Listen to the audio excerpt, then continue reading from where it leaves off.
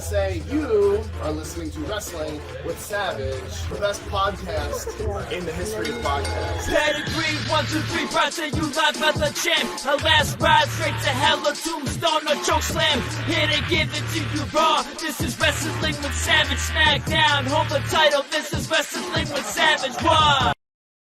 Because they are the best tag team in the world today! Woo! George. I think George just tried his resume for Tony Khan. I don't know. Up for George, huh? We're Savage! Of course. Pedigree, 1, 2, 3, Pride say you live as a champ. A last ride straight to hell, a tombstone, I see you, a Nick. choke slam. I see you, Dan. You're going to be on the This is right now. Wrestling with Savage special episode. Vince McMahon is back. What's going on, Gilch? I'm here with Gilch, and we are live, and we're going to be talking about Mr. Vincent Kennedy McMahon and the possibility that he is back. What's going on, Gilch? I'm good. What's up? So you said you didn't really read anything about this yet, so this is going to be like kind of like the first time you're going to be getting this all broken down for you. I vaguely heard the topic. Well, let's before we get into, Vince being back, let's talk about Vince being gone. That was like a big shock in 2022. I mean, we were kind of expecting it, but when it still happened, it was like, kind of unbelievable. What was your initial reaction when it happened? When like the actual decision was made and all that? Definitely shocked, bro. I mean, never in my lifetime did I think. I thought he would die at the helm. Yeah, no, I really didn't see that happening at all. Like, the fact that even happened is just, like, bothersome, to me at least, because the guy's put in so much work, whether people want to admit it or not. And, it's a shame that a lot of people like to just shit on Vince and all his accomplishments and all his work just because of a couple of misdeeds or maybe 20 misdeeds or whatever the number is. I don't even care. Everybody makes mistakes. Nobody's perfect. You can't find one person out there, successful or not, that either doesn't come from a dark place, a bad place, a place of making mistakes. People seem to be holding this over his head like it's life or death. Like, I'm seeing so much hate out there for a man who is working 18 hours a day for 40 years to provide entertainment for people like us. And how do you feel? Do you hold a grudge with Vince, or have you you don't even care? I mean, so look, there's two ways to look at it. Once, he's probably not the only successful CEO to do something like this, especially in that era. But number two, we got to put it into context where we're at today with I didn't want to use the term wokeness towards it, but towards, sexual misconduct in the workplaces and that. So I think it needed to be addressed the way it did. I really did. It got addressed. I mean, after it happened, he was just on TV a couple of weeks prior to that. And I mean, we've seen a lot of controversial shit from Vince over the years, from his on-screen cameos to certain different gimmicks he was trying to get over, lines he would use on like R-Truth or John Cena, language, storylines. I mean, this guy kidnapped his own daughter, crucified his own daughter. By the way, shout out to Hunter Dillon. We're trying to put on a good show for you tonight talking about Vince McMahon. Gilch is going to be here for about half an hour. I might stick around a little longer. Maybe we'll get some other people to jump in tonight and fuck around. But we got a lot of shit to get into tonight besides Vince. I'll do that later. I got a very special announcement coming up, and I appreciate everybody being here right now. I see you guys all in here supporting. The chat is up there for you if you have any questions about the Vince McMahon situation. And also a little later, after we're done talking about Vince, we're going to get into surprise Royal Rumble entrance. So I want to know if any of you have some ideas for who you think is going to be in the Rumble, who do you think we're going to see in the Rumble, and that good stuff. But back to Vince McMahon, like I said, man. Crucified his... Could you ever crucify your daughter? Could you ever let The Undertaker put her up on a cross, Gilch? I don't think you could. No fucking way, right? There's no amount of money in the world. I mean, she was an adult at that point, but...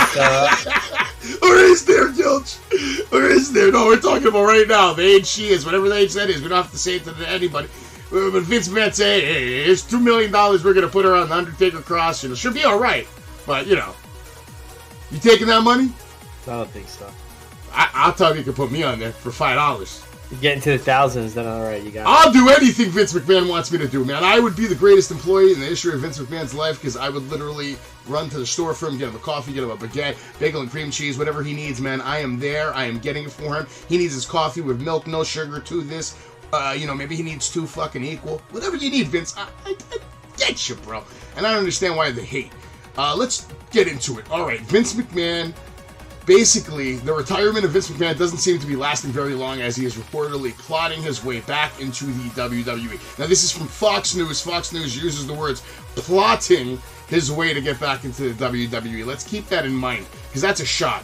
McMahon announced this summer that he was resigning and in turn retiring after a slew of misconduct allegations. Now McMahon is hoping that upon his return, a sale of the company can occur. The Wall Street Journal reports, despite legal demands from 2 women who are alleging sexual misconduct.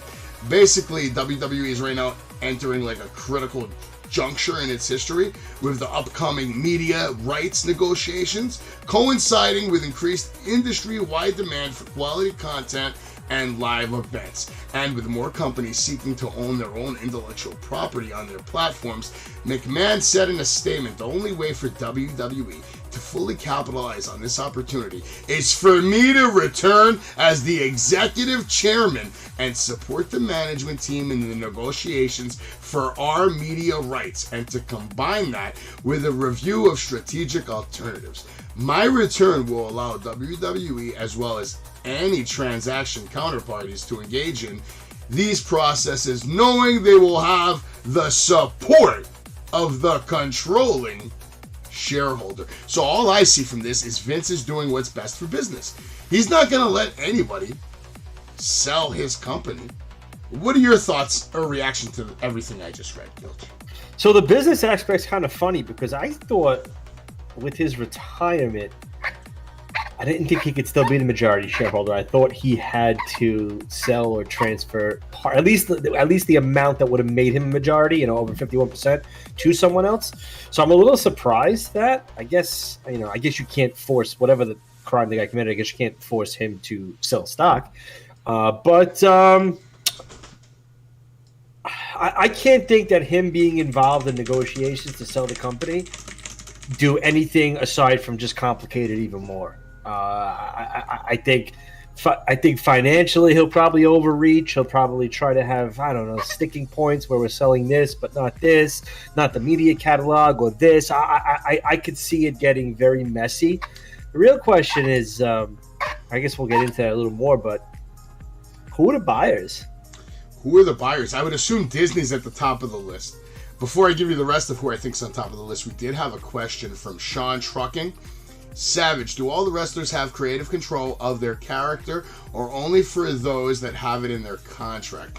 Absolutely not. There's only a few special people that actually have full control of their character, and those special people are guys like John Cena, probably a Brock Lesnar. I mean, you're really Undertaker, you know what I mean? Stone Cold, Steve Austin, the guys that have really earned the right to do whatever they want whenever they want. Most people, they have to listen to the people in the back on how their character is going to be portrayed. Example, Elias. One week he's portrayed as someone who gets his ass kicked, and the next week they're like, nah, you know what, this week you're going to lose, but you're going to kick some ass. So I hope that answers your question. Other potential buyers. So we said Disney. How about Disney was the name that we've been hearing before. I've been hearing that forever. Long before he was retired. But you got to think there's companies out there that have billions of dollars that we don't even know about, right? That are like shopping and saying, you know what, why wouldn't we want to own that? Maybe they're fans, maybe they have a different vision, maybe they have, who knows? Who knows? Maybe the UFC wants to buy them. Maybe the NFL wants to buy them. Maybe Bill Gates, maybe Elon Musk, he's done with Twitter. He's bored. Maybe he wants to come over and take Monday Night Raw. You don't fucking know, man. I don't know. Maybe The Rock. How about The Rock and Company? What if that's this whole big thing? Imagine, Gilch, this. Imagine this. Imagine now, a week before Mania, The Rock just comes out. He's like, you know what? You talk a lot about how you're the tribal chief, so you know what? I decided to buy the WWE. Because now you work for me. Who pays who around? I pay you now. You work for me. How can you be the tribal chief if you work for me? Not only am I the Rock, but I am your boss, and you're still my little bitch. Like, you know, and boom, we have a match. I don't know. I'm just spitballing. But imagine how sick that would be if The Rock, maybe, it probably wouldn't be The Rock alone, right? He would probably have partners. Yeah, I think that's out of his wheelhouse financially.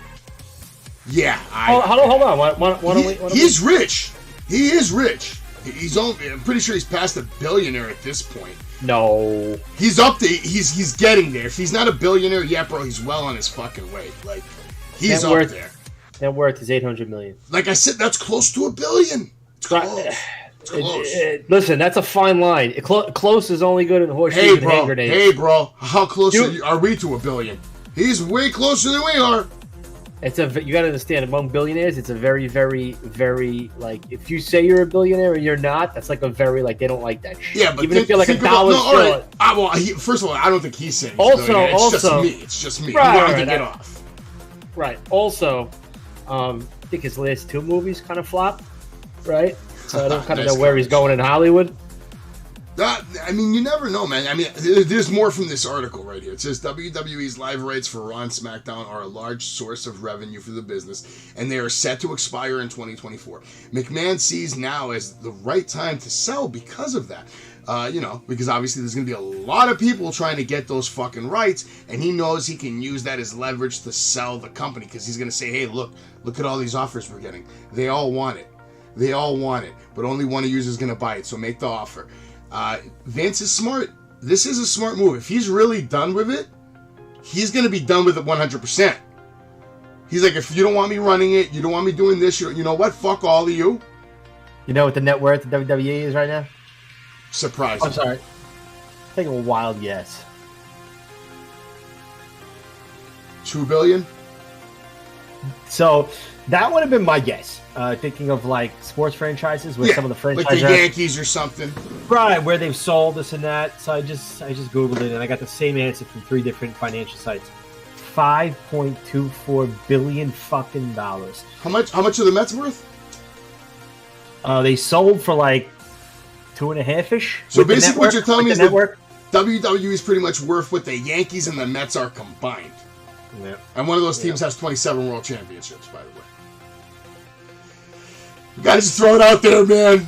I'm tired of hearing all the debates. How I like when I go to Boston, like it's not even the Met fans. Like when Met fans talk to me, I can't even hear what they're saying. It's like I just hear like diarrhea. I don't know what they're talking about because it's not even relevant. There's no argument. But then you have the Boston fans, and the Boston fans are a different kind of breed. They won't stop. They will get in your face. They will push you. They will get violent. And it's like, dude, you guys still suck. Shut the fuck up. When you get to like 20, then you can talk to me. Get to 20 first before you even say a word to me as a Yankee fan. Okay, but yes, the Journal reported earlier that McMahon paid millions in hush money to several for WWE former employees for the alleged sexual misconduct. I actually watched part of Impact a little bit tonight. We can get into that later if you want. I don't think John watched it. Pretty sure he didn't watch it. I'll watch it. It's on DVR. If I have time tonight, I'll watch it. Yeah, you're going to be watching something else. McMahon reportedly received a letter from wrestling referee Rita Chatterton on November 3rd demanding $11.75 million in damages following a 3-decade-old accusation that McMahon raped her in a limo. Then another email to McMahon's attorney accused him of assaulting former spa manager in 2011 at a California hotel. She alleged that McMahon assaulted her while at an event in town. I mean, there's a lot of shit here, bro. There's a lot of different shit here. Bottom line, Vince is going to sell. Like, that's what it's looking like. If they're reporting this, if Fox is reporting this, if the Wall Street Journal is reporting this, this is real. He is on his way back. I don't think he's coming on TV, though. What if it's a ploy? Well, for just more media? And make him worth $8 billion? No. He comes back. He takes maybe 2 or 3 meetings with people. And, all right, we're debating offers. And, 3 years go by and Vince is still here at the helm, hasn't sold. And Maybe he's just trying to get an idea of what people are willing to offer him. Because if they're worth $5 point something billion, That means somebody would probably pay $6 or $7 billion for it, just to get their hands on it. Yeah, no, Mick, I don't really miss him. Like Vince? I was answering Mick Thomason's question. I don't get me wrong. I'm an attitude era kid. I'm 40, so like when I was in my teens, I enjoyed like his character on TV. But I feel like he's just been so far removed from that to me, he's almost like kind of like, I can't believe I'm going to say this, but like a non-entity on television. See, right now, ever since he retired, right? McMahon, Stephanie McMahon, Nick Khan, Paul Levesque, Triple H, they're now running the company. So in order for Vince to actually come back, somebody would have to step down. One of those three. Right. I don't think it's going to be Triple H. At least I hope it's not Triple H. If Vince comes in right now and just completely crushes Triple H's whole fucking whatever he's doing, would you be like upset by that? Yeah. I don't think I'd be able to forgive Vince for that one if he does that. If he like nixes, just Triple H's current run right now. That wouldn't be right to me. I think he's done a fantastic job, man. Yeah, no, I hear you. But you might see him back. Like, doesn't mean he has to come back as CEO. No, in my opinion, I think if he comes back, he's coming back just to be in the office for all the meetings and take all the phone calls, take all the offers, just be in the war room as they would call it. You know what I mean? Until either he's done fucking trolling, or he actually really sells the company. Maybe he just really wants to sell it and he wants nothing to do with it anymore. Yeah, maybe. I mean, I have a hard time believing that, but who knows? Like I said, the sale rumors have been around way before today, even before the allegations, before everything. So maybe at this point he's just like, I have this asset that I own more than half of, and I'm not allowed to interact day to day. And he loved. Again, that's been a debate. People say Vince never really loved pro wrestling, but I mean, call it what you want. Pro wrestling, sports entertainment. He loves that fucking product. I'm sorry, and you cannot love it if you have done what you've done. I mean, I think it's a lie if you say you don't love it. Yeah. Which I've heard him say. I've heard him say it even on Pat McAfee's podcast. I don't love pro wrestling. Like, what are you talking about? How can you not love it? It's the shit. You know what it is? He's probably just sick of people coming out to him and saying the same fucking thing every day. You know what you did for me, Vince McMahon? You made it so good. I loved it. Do you remember the Stone Cold match? You remember when Austin had the beer can? Yeah. Yo, everybody comes up to him and says the same thing. Hulk Hogan. I love him. Yo, I can imagine poor Vince, man, just getting bombarded by fans sometimes. Yeah. Probably having a heart attack. I mean, who knows what he's even doing right now. Me personally, I want him to stay away. If you're going to sell it, great, sell it. Just leave the people in charge and leave Stephanie enough control that she's still the chief controller or some shit. I don't know. Do something where, like, at least Triple H can stay in control of it for at least 10 years. Something like that. Yeah. Sell it under those conditions. I'll sell it to you, but Triple H is the guy. You run the show through him. Yep, I agree. And then after 10 years, maybe they can fuck off and we'll see a whole new product and who fucking knows what's going to happen. All right, Royal Rumble predictions. Do you want to get into it right now or should I do the trailer first? Go ahead. Royal Rumble? Predictions? No, shoot the trailer. Do the trailer! Okay, you're watching Wrestling with Savage. Make sure you go to WrestlingWithSavage.com to get the latest episodes and dishes about pro wrestling. Now, let me give you a surprise announcement. Are you guys ready for this? Here we go. Me and Gilch have a nice surprise announcement. I'm actually going to take a sip first, man. I'm going to get ready for this. Problem is, I'm drinking Sprite. Sprite doesn't really Sprite. You should pay me. It's good. It's good. Not as good as Coke, but it's good. But if you pay me, it'd be better than Coke. Brought to you by Sprite. Brought to you by Sprite because I said so. And here we go. Breaking news promo. Coming up on May 6, 2023, live from the Wrestling Con 4 in Menon Sports Arena, Morristown, New Jersey. They are having Wrestling Con 4. Not only Wrestling Con 4, but 80s Wrestling Con 4. And you can come by and meet some of the biggest superstars of all time, and then more importantly, there's a lot going on. You can meet all the kids of all the superstars, legends like Andre the Giant, Demolition's gonna be there, Lenny Poffo's gonna be there to get a Lifetime Achievement Award for the Macho Man. You can go to art class with Tony Atlas. You can join the Demolition Axe and Smash fan club. You can meet the Beverly Brothers. I can keep going on and on, but more importantly than Bret Hart and anybody else you can meet there, you can meet me, Wrestling with Savage himself, live. Gilch will be there. Anthony will be there. And you can pass by our vendor table for giveaways, a raffle, a surprise legend signing, live interviews with stars, free pictures with our titles, and much, much more. And we're going to have a special announcement on who that star is going to be later on. It's not going to happen anytime soon, but soon enough, maybe like a month, maybe a month, we're going to give it away. Because it's May 6th. It's far away. We want to make you all have something to look forward to, something to be excited about. And honestly, it's going to be a good time. I'm very excited about it. I think it's going to absolutely be a killer event. And it's going to do good things for Wrestling with Savage. But more importantly, like I said, you can pass by the WrestlingCon 4 in New Jersey, and you can meet Bret Hart, the Beverly Brothers, Demolition Axe and Smash, Dory Funk Jr., Dr. David Schultz, The Killer Bees, Lenny Poffo, Leilani Kai, Magnum TA, Mandy Fernandez, Mr. Hughes, Nikita Koloff, the original Midnight Express, Papa Shango's going to be in the house, The Powers of Pain, Tommy Rich, Tony Atlas, Virgil, Wendy Richter, who's an absolute legend in this business. And then it's going to be a fun day. It's going to be a really fun day because there's going to be a Lifetime Achievement Award for Macho Man. You can meet all the kids of the 80s wrestling. You can draw a picture with Tony Atlas, which I promise you is going to be an experience that you probably never forget.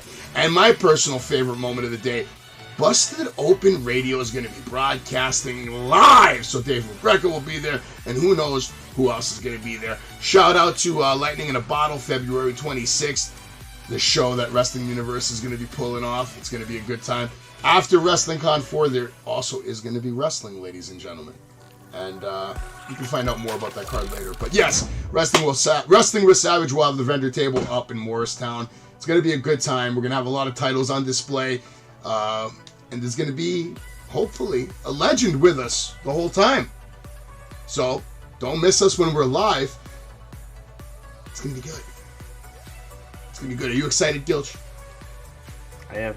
Gilch is excited. I think it's going to be a good time. I know Anthony's going to shit himself when he finds out all the details and what's going on. Anthony's got the life right now, man. He's the wrestling built caddy. Going to be going to wrestling shows all year long. I'm probably going to take his ass to Mania next year. Because, Bully Ray owes me 2 tickets to WrestleMania. He does. I told him, knows what I want. You say you're taking Anthony to WrestleMania? Yeah, but that's the ticket I buy him, though. Oh, okay. Come on now, man. I'm going to buy him a ticket. By then he will have earned a ticket to WrestleMania, and I will have to go out of my way to make sure he gets to go to WrestleMania in Philadelphia. We're going to take care of Anthony Corso. I'm hooking Anthony up with actually a nice Alienware PC. So he's going to be upgrading his setup a little bit so he can bring you even better wrestling commentary here live on Wrestling with Savage. So give me like a few people, women or men, that you think are going to be surprise, entrance. Number one, obviously, if Cody's healthy, it's going to be Cody. Okay. I mean, that's the winner if he's healthy. Like, no doubt in my mind, that's the winner. All right, I don't know. Who do you think are going to be the surprise people? Cardona, that's great. That's a great choice. Chelsea Green. Okay. Fuck. I got bad news on the Cardona front if you want to hear it now, though. Why? Probably going to be winning the Impact Tag Team titles. You think so? Yeah, maybe. So if that's the case, he's probably not coming. He could drop that. That's not like that big of a. Didn't Mickie James have the world title when she came into the Rumble? Well, Mickie James is actually fighting for the career match. If she loses, but I'm saying last Rumble when she came in, didn't she have the Impact title on her? Maybe. I think so because they made a big deal about that. Maybe you might be right. I don't remember 100%. You might be right. So yeah, maybe Matt Cardona will have both. That would be sick. Imagine he comes with Brian Myers too and just says, "Fuck it, just come roll with me." And you get Creator Pro, you get Creator Those Creator Pro shows, if they get even more crowded. Oh, yeah, they're already getting crowded. Shout out to Jose Cora. I'm glad you're promoting Hennessy, but you can't do it on the stream, man. You can do it from your chair. You can watch while you do it. You can't be promoting alcohol on this show. It's bad. Only Stone Cold can promote alcohol on this show. Yo, Mick's waiting for you to say hi to him. Mick, man, what's going on, bro? I've been reading all these things and doing the promo. Mick Thomason is still here. Let him know that I'm here. I know you're here, man. I always see you on the chat, but sometimes I can't look at the chat for a couple of minutes because I'm reading something about Vince McMahon or because I'm cutting a promo for, like, you know, something we're doing, like the Morristown, New Jersey promo, WrestleCon 4. I'll do a better promo on Monday. I wasn't feeling that one. I'm not feeling that savage tonight. Maybe if I put the glasses on. I don't know. How about you for Rumble entries? I'm getting close to time on my end. Yeah, we got about 4 minutes maybe left, not even. I mean, you kind of covered all bases. I wouldn't mind seeing, like, somebody that we haven't seen in a minute. And who is that? Naomi? It's a possibility. I think Naomi's coming to AEW, but maybe I'm wrong. Yeah, I could see Naomi being one for sure. Why not? Yeah, RJB said she was the world champion How when about she went Rick into the Boogs? Rumble. Mickey James was the champion in the Rumble. Okay, yeah, sure she was. How about Rick Boogs? That's a nice comeback if he's healthy. I mean, we haven't seen him in a fucking hot minute. Who else has really been injured, though? Is Rude healthy yet? I know, he just had neck surgery. So he's so nowhere near recovery, unfortunately. You know, Randy's definitely not coming back. There's not going to be a Randy. Undertaker? Kane? Do we see the big red machine? Maybe? No. How long is Matt Riddle's suspension, do you know? Matt Riddle's suspension. I thought, wasn't it like 90 days? Wellness policy or some shit? Yeah, because Jose Cora, why can't WWE give us an unpredictable winner? Not a predictable winner, as in Cody. I want Cody to win at SummerSlam. Well, who's unpredictable, Cora? Sami Zayn? Grayson Waller. Braun Breaker, that's unpredictable. Grayson Waller, no, listen to this. Grayson Waller beats Braun Breaker. Braun Breaker wins the Rumble, beats Roman Reigns. That's shocking. You wouldn't see that coming. Nobody would see that coming if that happened. Johnny Gargano wins the Rumble and just beats Roman Reigns, right? No way. Anyway, and Gilch, whenever you're ready to bounce, you can bounce, my friend. I'm going to keep probably just fucking around on here. Cora, why don't you just come on here for a little bit? Let's talk some shit, man. Get your ass on here, goddammit. Boog's going to get fired? 10 best surprise entrants in history. Let's look at a little history, yeah. That's all you, man. Go for it. This is Wrestling with Gilch. Number one, you know who number one? Let's actually count it down instead. Okay, I like this that. list has number 10. Awesome Kong, 2012. Rey Mysterio, 2018. That was a good one. Hold on, what is this the top 10 for again? Surprise Rumble entrance in history. Okay, so Rey Mysterio is 10? Mysterio, Awesome Kong, 10. Okay, Awesome Kong 10, Rey Mysterio 9. Beth Phoenix 2010. Beth I remember that Phoenix, one. I remember that one. Yeah. Kevin Nash / Diesel 2011. I remember Diesel. Jesus. It came out as Diesel. I remember the music and everything hitting. Now, whose top 10 is this? I know. Six is Jericho 2013. Okay, all right, I guess. All right. Trish 2018. What? Christian 21. What? AJ 16. That was his. Oh my God. Well, AJ was a good one. That was his. Of course, debut. That was his debut. Yeah, but this is the only good one he's put on this list so far. 2 is Cena 2008. You know, I hate Cena, but good. that might have been that's up there. That was the MSG, right?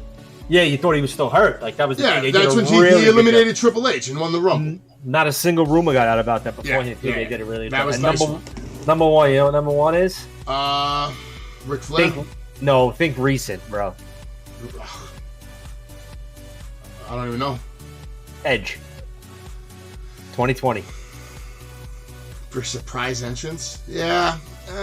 I guess. Yeah, we didn't know the guy was even wrestling. We thought he was dead. No, that was a good one. It was. It definitely was. It got a pop. It was great.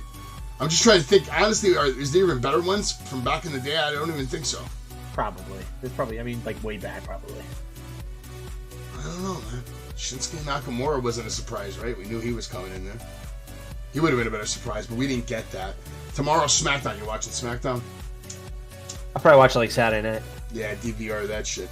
I don't know what it's going to be about at all. Rampage tomorrow, I'm actually more intrigued about that. Well, when is that match with the Acclaim and Jeff Jarrett? It's not tomorrow, I don't think. Saturday, right? Battle of the Belts or whatever. Is that when it's on Saturday? I got to tape that. I don't know. I got to take a look, but that's one match that I'm actually interested in. I'm hoping Jeff Jarrett and Jay Lethal can actually win that match, man. Yeah. You gonna stay on for our couple viewers or no? Yeah, I'm staying on, man. If you guys have any questions, and Mick, you picked The Rock to win the Royal Rumble, which is not a terrible choice at all. I'd be more than thrilled with that. he is The Rock, but I don't see that happening. If Rock comes back, it's for a match at Mania with Roman or something like that. But that's if that even happens. We have to wait. We have no idea if that's going to even be fucking happening, which is pretty annoying. Overall, this week, though, what was your favorite match of the week so far, Gil? Shit. Give me some. I gotta break it down for you. Yeah. Oh man. I don't remember what I do yesterday, bro. For me, my favorite match of the week was probably. I had a good time with Elias and Solo Sikoa on Monday night. That was solid, yeah. I really had a good time with that match. The Bryan Danielson Tony Nese match pissed me off because it ended immediately. I mean, I already discussed how much that pissed me off. Chris Jericho, Ricky Starks wasn't even that bad either. I did like how he called into the show earlier today and said that he actually weighs 125 pounds. How much do you think Darby Allin weighs? 175 or 125? Or like 140, something like that, if I had to take a guess. I think he weighs 140, soaking fucking wet. Maybe. Maybe. He's tiny, man.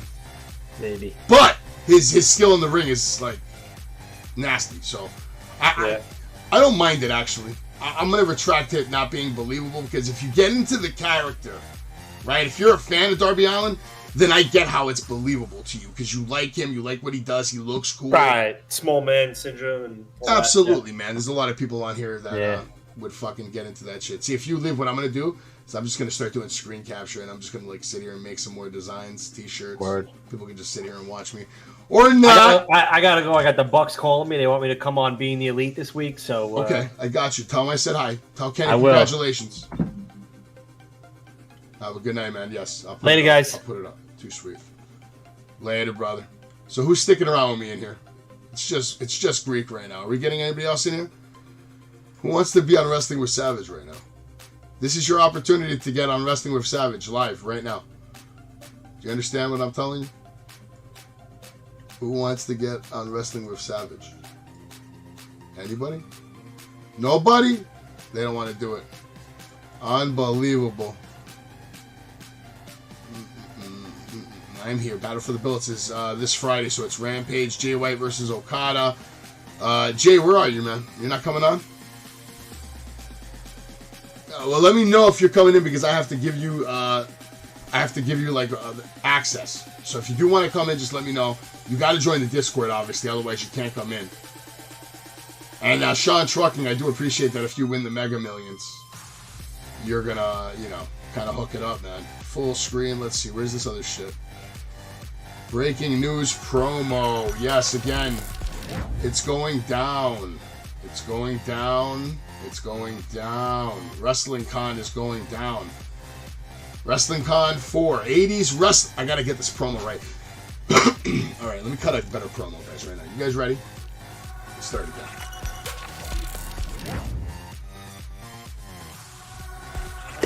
Wrestling with Savage, the best podcast in the history of podcasts. That's right, folks. You are watching Wrestling with Savage, and I have breaking news live from Menon Sports Arena in Morristown, New Jersey. May 6, 2023.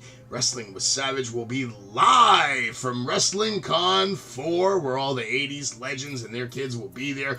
You can meet guys like Bret Hart, Axe and Smash. You can meet Lenny Poffo, brother of Macho Man Randy Savage, as Macho Man receives the award for the Lifetime Achievement in Professional Wrestling. You can go to an art class with Tony Atlas, or you can pass by our vendor table for giveaways, raffles, a surprise legend signing, live interviews with the stars, free pictures with our titles, and much, much more. Big announcement coming up soon. Find out who the legend's going to be that we bring over there to the booth, and they'll be hanging out with us. You know what I'm saying, man? Do you know what I'm saying, guys? I don't think you know what I'm saying, man. I don't think you know what I'm saying. Do you guys know what I'm saying? How about I just go back to this picture right here? You guys want to start talking about Vince McMahon again? Vince is back, or is he? I don't know. Who's still here? Man Cave spruced up, headphones are on. He says he's jumping in. Okay. So let's go to the Discord. And what we got to do now is we got to make this guy a broadcaster, right? And is he online? Is he on? What's your name on the... It's Hunter Dillon, isn't it? Hunter Dillon. There he is. Boom. Hunter Dillon rolls. Boom, Hunter Dillon. You now have the ability to join the cast lounge. So whenever you're ready, Hunter Dillon. I'm here. Oh, Hunter Dillon is here. And with no further ado, here is Hunter Dillon. Debut on Wrestling with Savage. I don't see his video yet. I think it's coming in. There he is. There's Hunter Dillon. What's going on, buddy? Hi, Savage. It's good to see you. It's good to be here. Good to see you too, man. Thank you for joining me, man. I didn't have anybody else to talk to tonight, man, and that's a fucking shame because pro wrestling's great. It's been a rough night. I've been, wanting to hang out with family and friends, play family and friends. Why has it been a rough night? What's going on? Yeah, it's been kind of a rough Friday night for me. I've spent most of it in bed. In bed? Okay. In bed. Sometimes that can be good. Once in a while. Like if I'm tired, I like being in bed. Yeah, I've been in just such a rough mood. I'm trying not to bring my dirty laundry in here because I know it's a positive, good time. Dirty laundry. Listen, you know what you do with the dirty laundry? You put it in the laundromat, or you put it in the the washing machine. You clean that shit and you move on. You go like this. You just wipe that shit off your shoulder because wasting your time on any kind of negativity any time of the day is a complete waste of time. Life is short, and we're gonna all die one day. So the best thing to do is enjoy every single moment you have on this thing called Earth. Definitely true, Savage. Thanks. I avoid all the negativity that I can at all fucking times, especially like when you're talking with complete strangers, let's say on a Facebook post. You ever seen some comment on Facebook and you want to say something, but for me, I'll be typing something and then a moment later I just delete it. I'm like, and not even delete it, I don't even post it. Because I'm like, it's not worth the effort and all the smoke it's going to bring. Because then this person's going to think it's okay to just continue on this never-ending conversation where two human beings just cannot agree. It is what it is. You think you, I think me, and that's it. We should leave it at that. Don't even start that other, if somebody has something that you don't agree with, best thing to do is just keep it moving. I mean, you can obviously always try to convince someone of something, but there's always a point where it's like, it's not worth it anymore. Yeah, I always try to steer people in the right direction. But no, there's nothing wrong with that. There's nothing wrong with that. You should always continue to do that and being positive and all that. But once in a while, you have to, pull back and reassess and say, is it even worth my time? Is it even worth my investment? What am I getting out of this investment? I've invested X amount of years on this person, saying this, doing this, and then watching them make the same mistakes again and again and again and again. They don't want to take that advice. Sometimes some people do not learn until they just wake up and realize it themselves. That's the only time someone can truly change something about themselves. They have to really want it. And the other problem is when you get past a certain age, you just get so stagnant with life and everything that's going on, paying the bills, making sure that, you have food in the fridge, you make sure you never miss your favorite TV show. So people are they're like zombies almost. We are the Walking Dead. That's what I like to say about that series. People just don't realize it yet. Yeah. I don't know. Sometimes I'd like to think that I myself am the Walking Dead, because usually I feel like I'm dead half the time. I know the feeling, man. It sucks waking up like that sometimes. How old are you?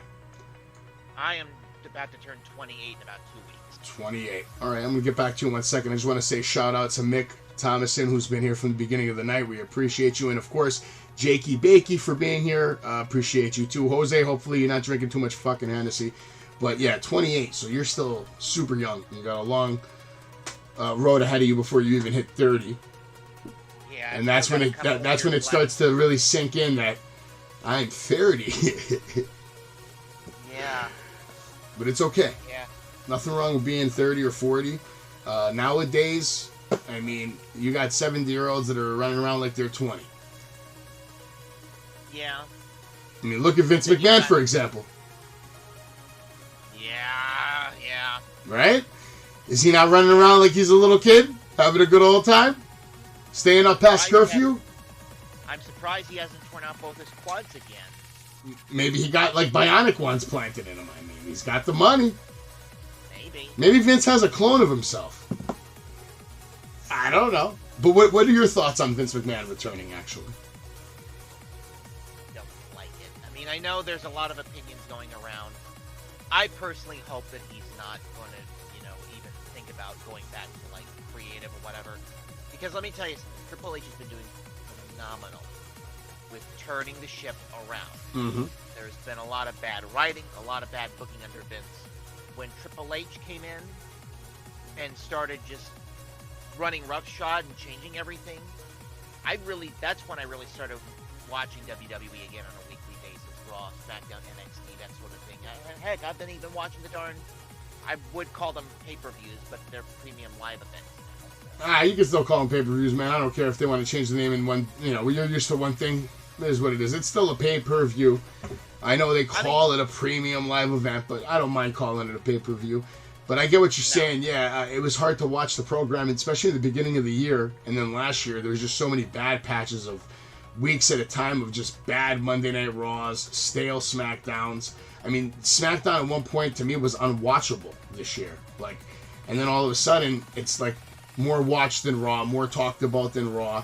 And people are loving everything with, the Bloodline. I mean, are you a Bloodline guy? What's your favorite? Give me your top 5 acts right now in WWE.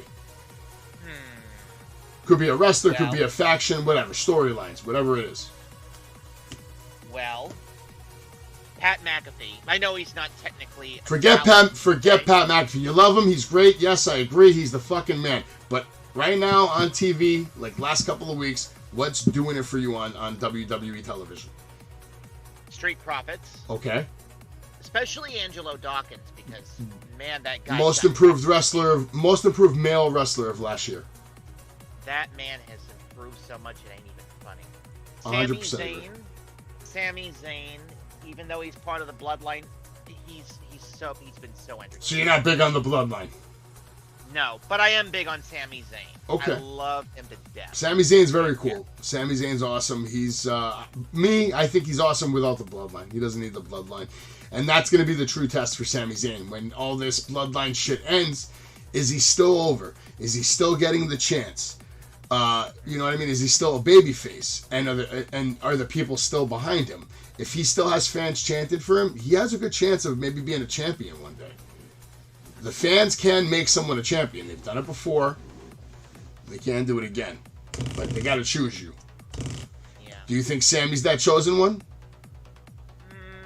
Part of me wants to say yes, but I really don't think Sami Zayn's the one.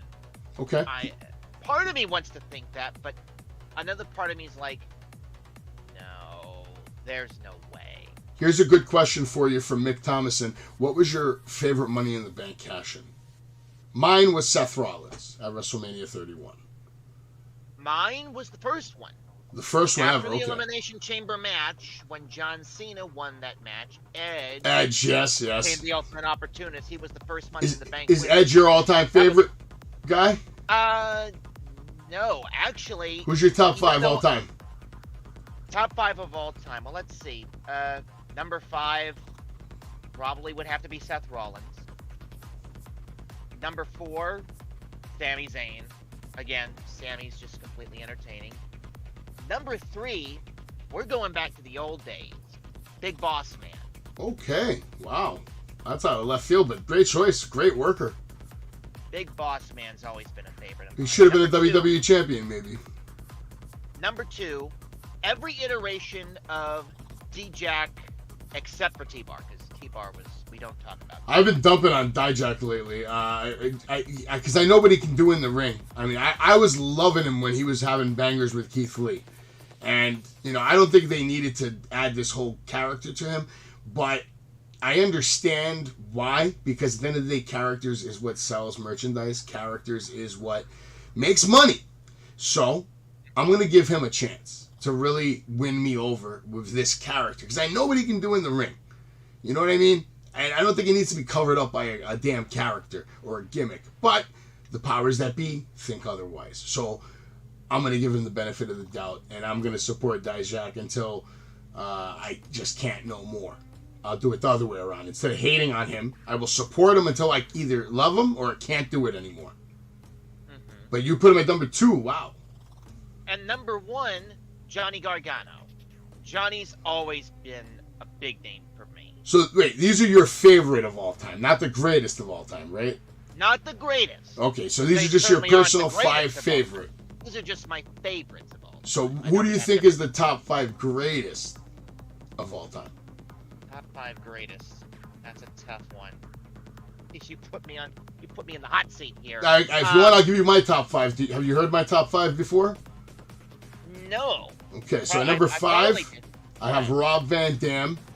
Not a bad choice. At number 4, I have Stone Cold Steve Austin. At number 3, I have Ric Flair. At number 2, I have Hulk Hogan. And at number 1, I have Triple H. Now, I will definitely... I mean, I know we may have differing opinions on Hulk Absolutely. Hogan. These are all just opinions. These are not facts. Right. As for me, and this is going back when I remember watching WWE back in... I don't know when. Because I'd been watching it on and off for almost 20 years. You've been watching since you were a kid, so you're a 20-year guy, so that means you pretty much should be a John Cena fanatic, at least at one point in your life. Or were you always anti-John? Okay. I was. You have to be. There's no way you're not, yeah. There was a stage. There was a stage in my Of course. life where I was like a big Cena fan. But as far as the greatest of all time, I think I would slot Edge in at number 5. Okay, Edge at number 5. Number 4 probably would have to be Macho Man Randy Savage. I love it. Great choice. He's in my top 10, easy. Number 3, he used to actually be in my top 5, but then I had to reevaluate, and only reason I moved Rob Van Dam in there is because of the fact that all the wrestling we see in the world today is all inspired by Rob Van Dam.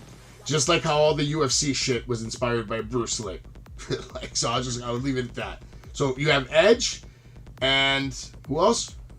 I had Randy Savage. Okay, so Edge, Randy Savage, and what's next? John Cena at number 3. John Cena number 3. Because what he's done for the past 20 years? Yeah. Number 2 would probably have to be Kevin Nash. Kevin Nash, okay. Big sexy. And then number 1, I'm with you. Number 1 would definitely be Triple H. Triple H. All right, real quick, I got a question for you, but I want to just give a shout out to Jakey Bakey. His phone died. Glad to have you back. And Mick, I didn't understand your last question. It says, what was your favorite Stardom? So do you mean like what was my favorite Starcade pay-per-view?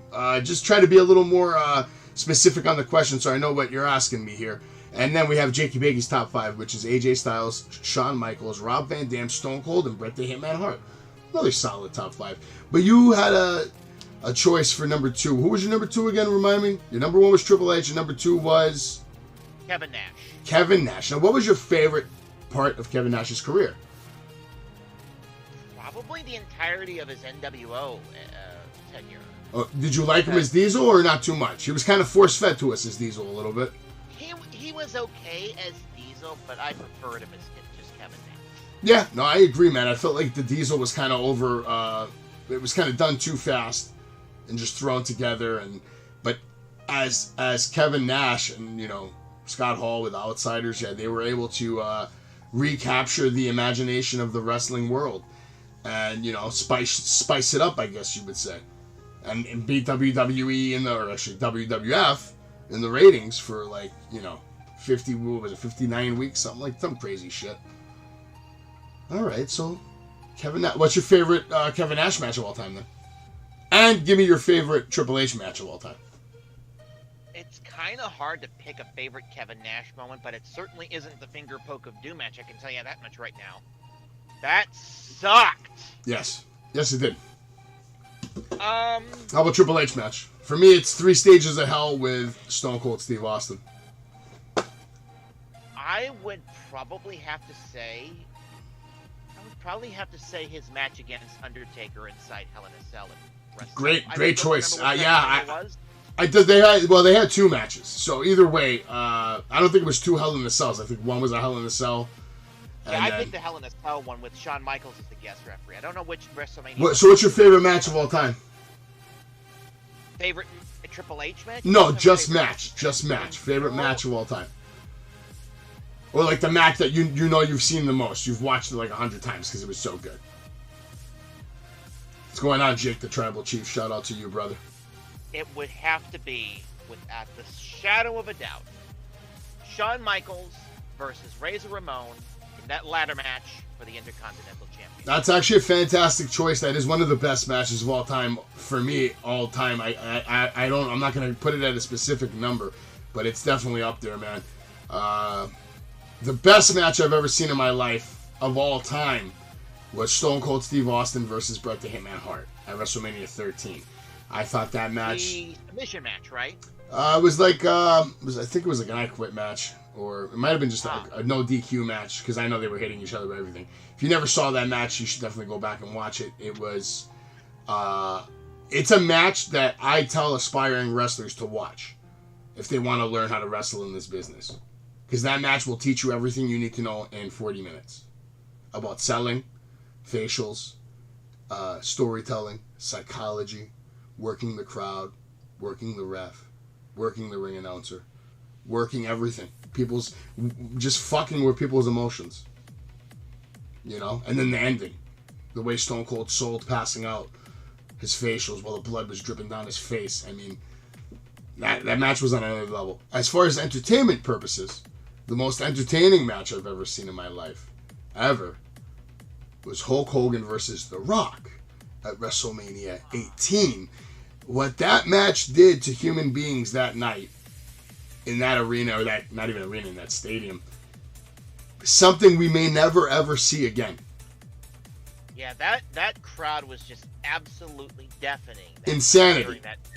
The only other match that could come close to it if they did it right now, and I mean like right now, would be like Stone Cold and John Cena. Because, you know, you'd have to think the crowd would be on fire for Stone Cold to win that match. We would get the Cena sucks, no he doesn't, or whatever they chant, you know. Let's go Cena sucks, that whole thing. It would be insane. And then, of course, the other people would be like, what? I don't know. I don't even know what kind of... I think the crowd would lose their fucking minds with a chance. Yeah, they probably would. Do you see 2 other superstars getting in the ring and causing a bigger ruckus? I really can't. It's hard, right? There's only one wrestler, in my opinion, in the world right now who could walk in to any arena, and I'm talking about active wrestlers, not guys that are retired or whatever the fuck. Just active, actual wrestlers. Okay, no problem.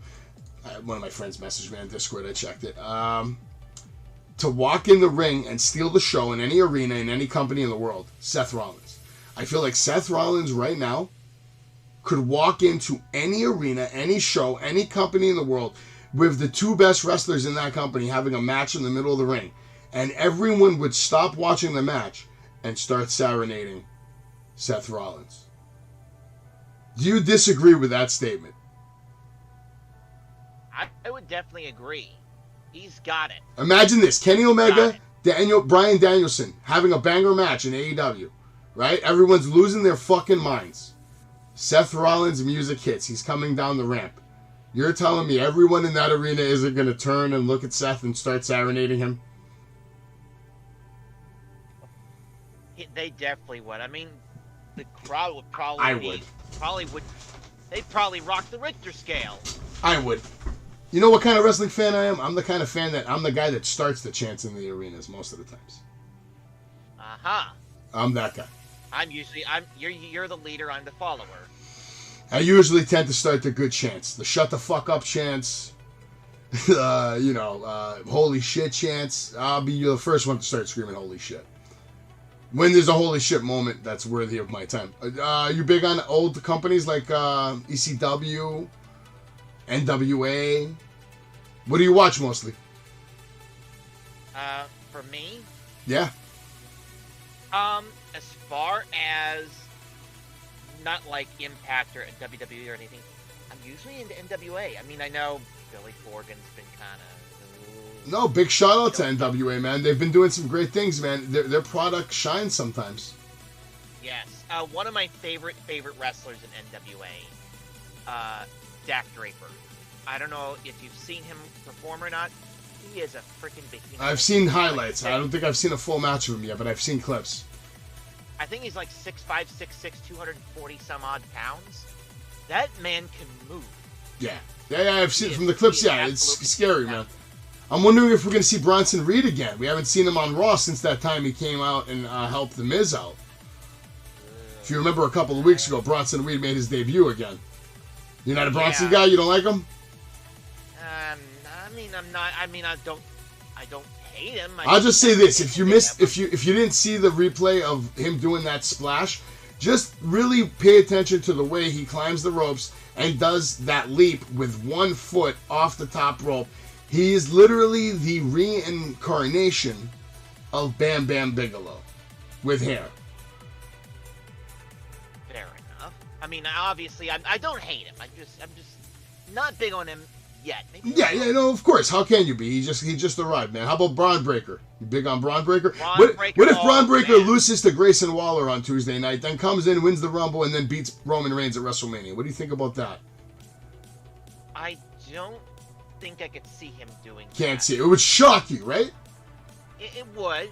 It would shock me in a good way. Yeah, of course, yeah. I don't see it happening. Oh, I don't see it happening either. I'm just spitballing shit. You know, that's what we got to do at this point when we're this late in the show. You got to just start fucking making shit up off the top of your head. Otherwise, the 6 people that are in here, they're going to leave, man. We got to keep them entertained. Shout out to Steven Chambers, Draper on AEW Dark losing to Ryan Nemeth. That's cool. AEW Dark. Do you watch New Japan? Did you watch Wrestle Kingdom? I did. I was in a Discord with some friends the other night. We watched. Well, actually, while at the same time I was watching Wrestle Kingdom, I spent that entire time cleaning up the man cave. But I was watching it. I did see what had happened with Kenny and with I think Jay White was there too. Yeah, well, it was Kenny versus Will Ospreay. You had Jay White taking on, I believe it was Okada. And the Sasha Banks thing.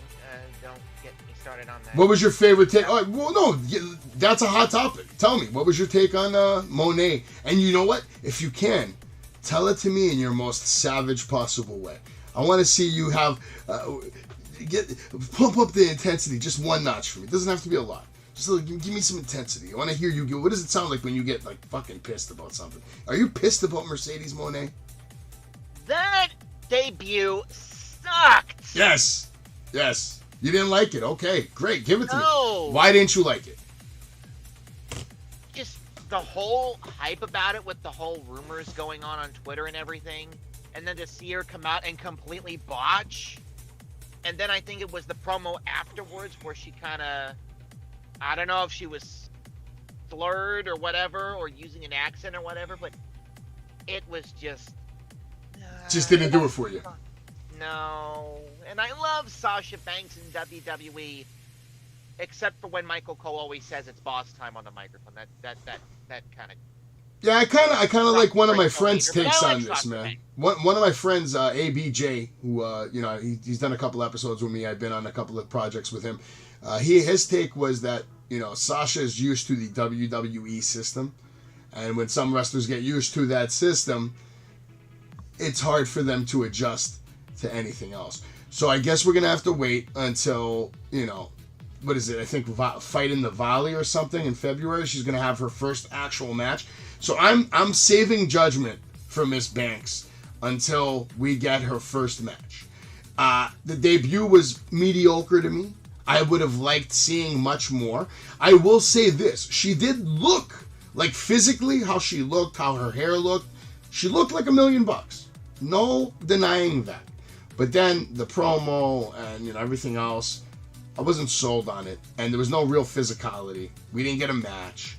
So it's like, I don't really care. I want to see you wrestle.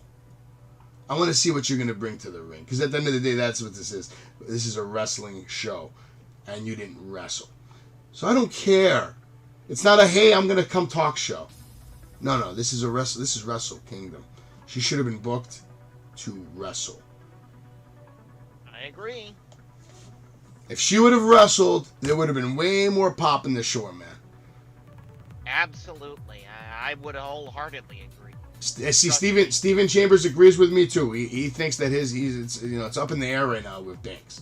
It's going to be hard to make a clear decision on her abilities until I see them back in the ring, because she's been out of the ring for a while. And even when she was recently, she, to me, she kind of lost the beat, because I feel like she needs dance partners, and her best dance partners are like 3 girls. I've never seen her have a good match with anybody other than Charlotte Flair, Bayley, or Becky Lynch. So until I see her put on a banger with someone that's not named Charlotte Flair, Bayley, or Becky Lynch, I'm not going to really be so impressed. And, a lot of people bitch about Charlotte Flair, and that, oh, she's a champion because of her dad, and she's won this and that because of her dad, and blah, blah, blah. Well, how about Sasha Banks? She was handed everything, too, because her cousin Snoop Dogg. She didn't really have to go to the indies and kill herself. She went straight to the Performance Center. Everything was nice and cushy for her. She's been comfortable for a long time. So I'm so curious to see what she's going to be like out there in the real world with real wrestlers.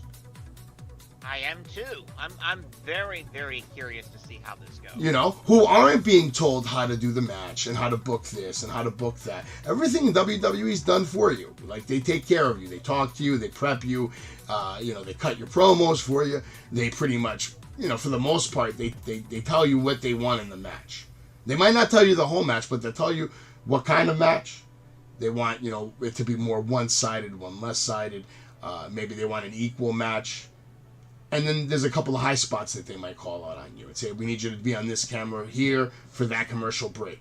Or you need to be here for, this segment, because this guy's going to come out from there and interrupt. Whatever the fuck. You're told what to do. It's a script like a TV show. New Japan, NWA, GCW, and plenty of other promotions out there on the indies. There's no fucking script, man. There's you and another wrestler. And that match is determined by you and that other wrestler. And if that wrestler doesn't want to sit there and go over the deets of a match with you, well, then you better be good. Because he's going to expose you, or she's going to expose you in the ring when you can't keep up with the spots that they are calling. And that's what a lot of wrestlers like to do. You see it all the time, but people don't talk about it because it's like they try to keep kayfabe. But we see wrestlers getting exposed on a weekly basis. And nobody talks about it. All they say is, oh, that guy botched. This guy botched. Sometimes it wasn't a botch. It was just that guy getting exposed for not being able to keep up with him or her or whatever the fuck. It is what it is. That's the business, man. Definitely. So how'd you start watching this show? Where, are you from Tony Tantalizing Tony's channel? I'm from ABJ, okay. and Tantalizing Tony. Nice, man. Yeah, Tantalizing Tony was really cool. Came up to me at the Philadelphia show. That's how I met him. And then next thing you know, I met ABJ at the Philadelphia show as well. And then I went on the Monday Night Raw, I think, with Tantalizing Tony, which was a good time. Yeah. I think I kind of took over his show for a little bit. Yeah. I always try to support the guys whenever I can, because they've welcomed me with open arms. Yeah, they've all been super cool, man. I love the fact that ABJ, he brought me in on a call with Polo Del Mar from from NWA. And that was epic. That was awesome, dude. Oh, you were watching that? Yeah, I was there the whole time. Is that where you first saw me from? Yeah, because I was working on a little project for a Discord version of the Game of Life with some friends. Putting it all together, and then, they had Polo come on bad booking, and then you came in, and that's when I was first exposed to Savage. Yeah, actually, if I recall, I'm pretty sure I cut like a 2-minute promo on his ass for a little bit. It's fucking going in, man. But then I calmed down a little bit. Yeah. I had to calm down. Sometimes it's hard for me to stay normal. Yeah. That's why I call myself savage, because I feel like I am a savage when I want to be. I have savage takes. I definitely have savage energy. I have this energy from the moment I wake up to the moment I go to sleep, which is not always a good thing. And you have to find outlets to use this energy. My outlets used to be gaming. I used to video game a lot.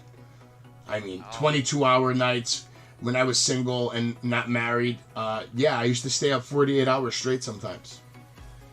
My record was 72 hours straight.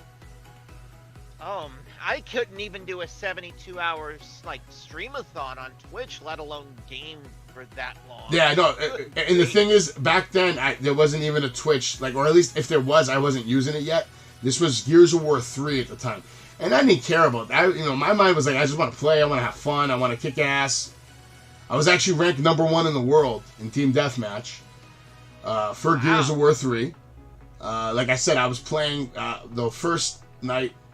I was prepared. I had about 2 liters of Coca-Cola. Took some caffeine pills. Smoked a lot of fucking, herbs, let's say.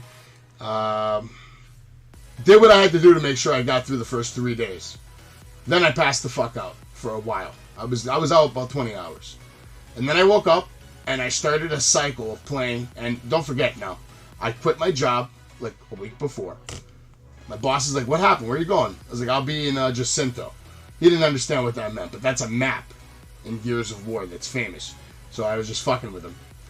And, so I went home, started playing, did the thing. When I woke up, I started playing 22 hours a day. And then I would take a nap, sleep usually 3 hours, wake up, do it again. And then around the third day, I would have to pass out for about 10 hours. And then I'd wake up and start all over again. And then I woke up one day and I was #1 in the world, and I never looked back for about 8 months. You have more endurance than that, or at least you had more endurance. I don't know if you still do. Or well, not. no, there's no way I could ever repeat that at this point in my life. It's not even remote. It would be torturous even after the first 12 hours. I think 12 hours right now would be my peak, and even that is anyway, I'm a different person now. I didn't have a kid back then. Now I have a kid, so, my day, my life, everything is revolved around my son. So the only time I get to come on and really enjoy myself is maybe after 8 o'clock, 9 o'clock. And then usually I try to go to bed by the latest 1 or 2. I try not to push it too much, because if I push it too much, it's not fair to my son when I wake up and I'm not in a good mood or tired or cranky. You got to wake up and be able to do what you got to do, because I work too. So when I'm not taking care of him, I got a babysitter. Luckily, that babysitter's called my dad. Helps me out dramatically. Saves me a lot of money. So whenever I need to do work, I get my dad. Thank God he's, I wouldn't say he's retired by choice, but let's just say he's retired. He's not working, so he got nothing better to do. So I get him over here. He takes care of my kid for me. I go do what I got to do. But when I'm here and he's awake, he's my priority. So the days I don't have work, it's like a blessing, because I get to hang out with my best friend from, all morning, because that's what he's become now. Do you have any kids? No, I'm not even married. Although I do have two sisters who turned 29. That's awesome. I have 0 siblings, no siblings. I grew up an only child, which is probably another reason why I'm a savage, because after a while you get used to being the only child and you start exploiting it. You realize, they don't have to buy gifts for 4 or 5 kids like my other cousins and this and that. They only have me. Let's make sure they oh man, my son's really young too, so I'm a new dad. I suggest if you do want to have kids, try to do it before you're 35-ish, 34ish. After that, it gets even harder. Yeah. I'm sure you feel it now a little bit, because you're 28, so you're still young and limber and all that, but every 5 years you'll feel a different part of your body and you're like, oh, what the fuck is that? That didn't. Yeah. Or things will crack. My back gave out at 15 because my sisters, back when they were younger, they used to think that I was a horse. They were taking you to City? No, they sat on my back. They set on my back. They tried to kill you. And now I'm feeling the after effects of it. Family love, man. Daniel Pinson over here saying he has two brothers and and a twin brother. So that's pretty cool. So he's got 3 brothers, 2 brothers and a twin brother. Imagine you had a twin brother growing up with a twin. That'd be cool. I always wanted a twin brother. I mean, who wouldn't, man? You can like do all kinds of things together, hijinks, and make trick people, trick your parents, trick your girlfriends. Yeah.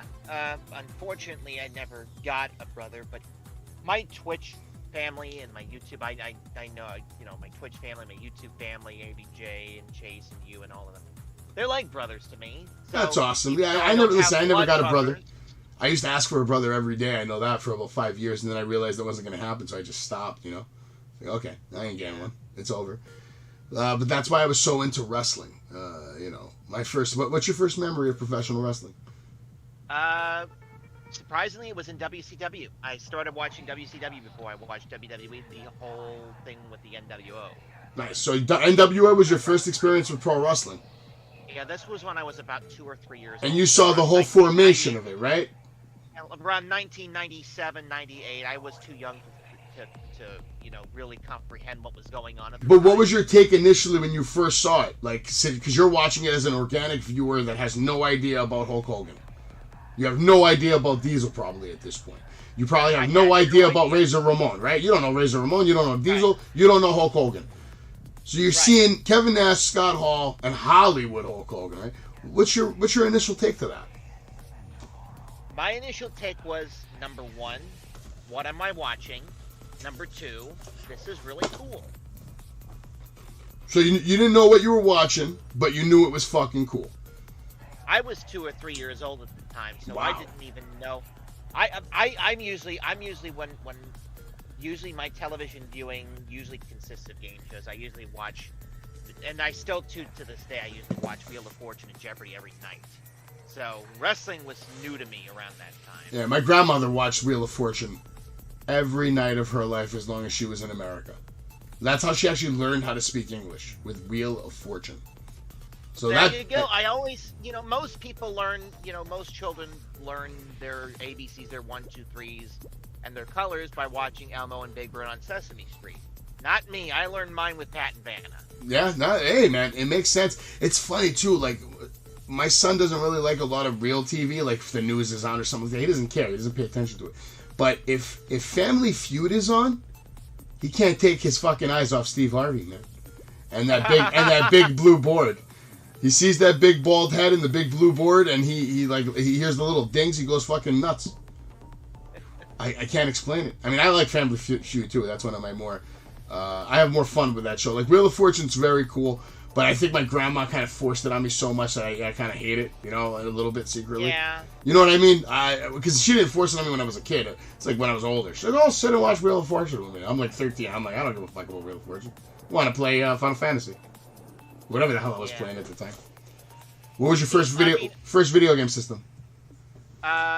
Surprisingly, it was the NES. I got one in 2003, so I was like around 8 years old at the time. Wow. See, if we got somebody else in here right now, we could get a whole different perspective. Because you're 28, but we have Steven Chambers over here who says he's 48 years old. So he's older than me. He's older than John Gilch, who's giving a shout out to Vanna White. He says that he got hooked on wrestling in 1985, and he watched TV called, it was the team Rock and Roll Express versus the Midnight Express. Have you ever seen any of those matches? Because I have over the years because of all the things I heard, so I had to always go back and watch. I definitely didn't watch that live. Do you have any experience with those guys? I mean, I may have seen a clip or two of Midnight Express, but as far as a full match... Oh, I'm sorry. That was for Steven Chambers, not Daniel Pynchon. Daniel Pynchon's 33 years old. Steven Chambers is 48. Go on, bro. I'm so sorry about that, guys. That's okay. I've seen a few bits and pieces of Midnight Express matches, but I haven't seen like a full match. My favorite shit from back then, and I'd recommend if you haven't seen anything from then and you want to see something that like is still used creatively today, go watch the Freebirds versus the Von Erichs. I'm sure you've heard stories.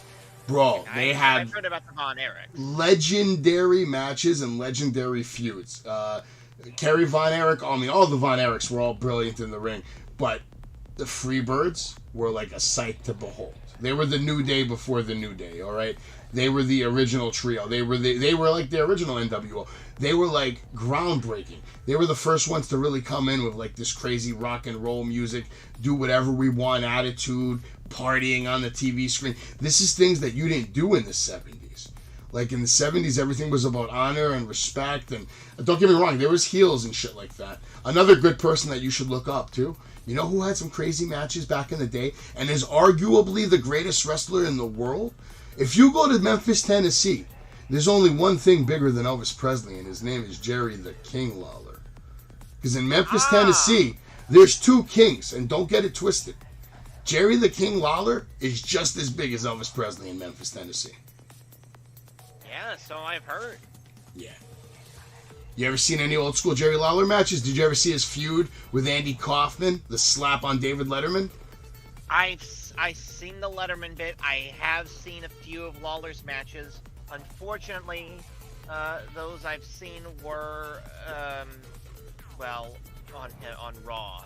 Back, this was when he was still on commentary, so this was during, the whole Miz angle with Lawler or whatever.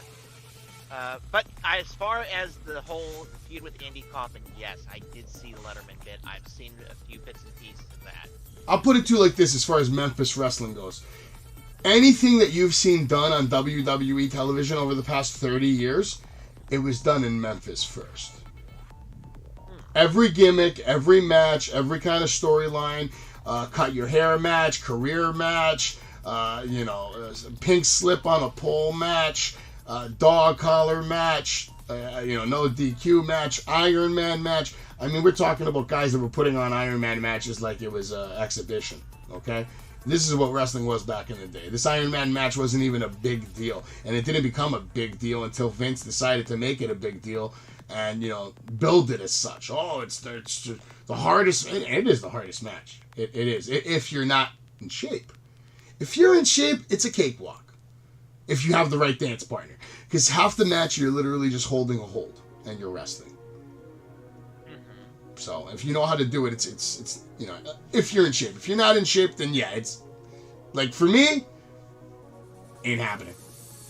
And I'll put you in a sleeper hold for 60 minutes. That's it. I'll just sit there. I'm not hitting the ropes for 60 minutes. It's not happening, man. Another good shit you should watch. I'll give you some homework.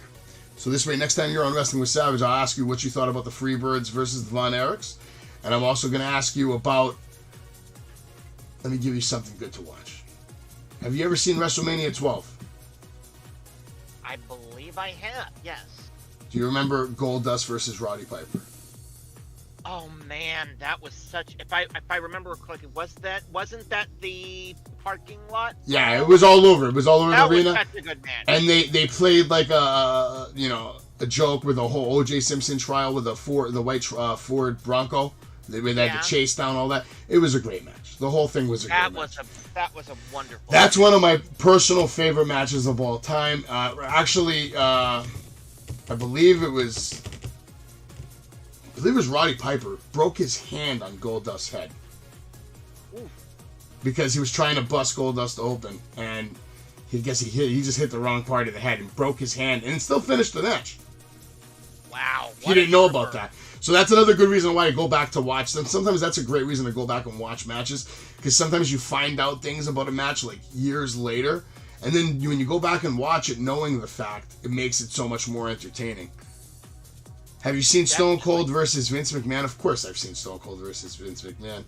My favorite Stone Cold... I think everybody has. Valentine's Day Massacre, Stone Cold versus Vince McMahon. What an epic match. Stone Cold was whooping on that ass. Paul White comes ripping through the ring on the bottom and ends up looking like a complete clown on his debut by helping Stone Cold win by accident. He didn't mean to. Oops, I did it again. Oops, here comes the Big Show. But I love Big Show, and I think he's had, in my opinion, the most underrated WWE career, underutilized. The only time he was ever treated properly is when he was the Giant in WCW. and they had him come in looking like the Giant, and he looked phenomenal with that long hair and the singlet, and his choke slam at the time was the best choke slam in the business, and he was the world champion. He had a match with Hulk Hogan. Do you realize how good the Big Show's career was at the beginning? My man came in the business and was main eventing with Hulk Hogan.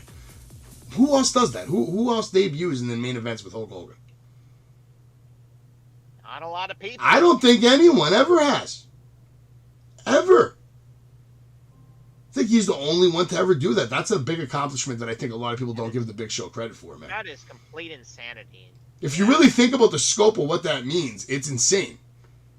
Because a lot of people have come and gone, and nobody's ever had a debut like, I'm just going to fight Hogan right away.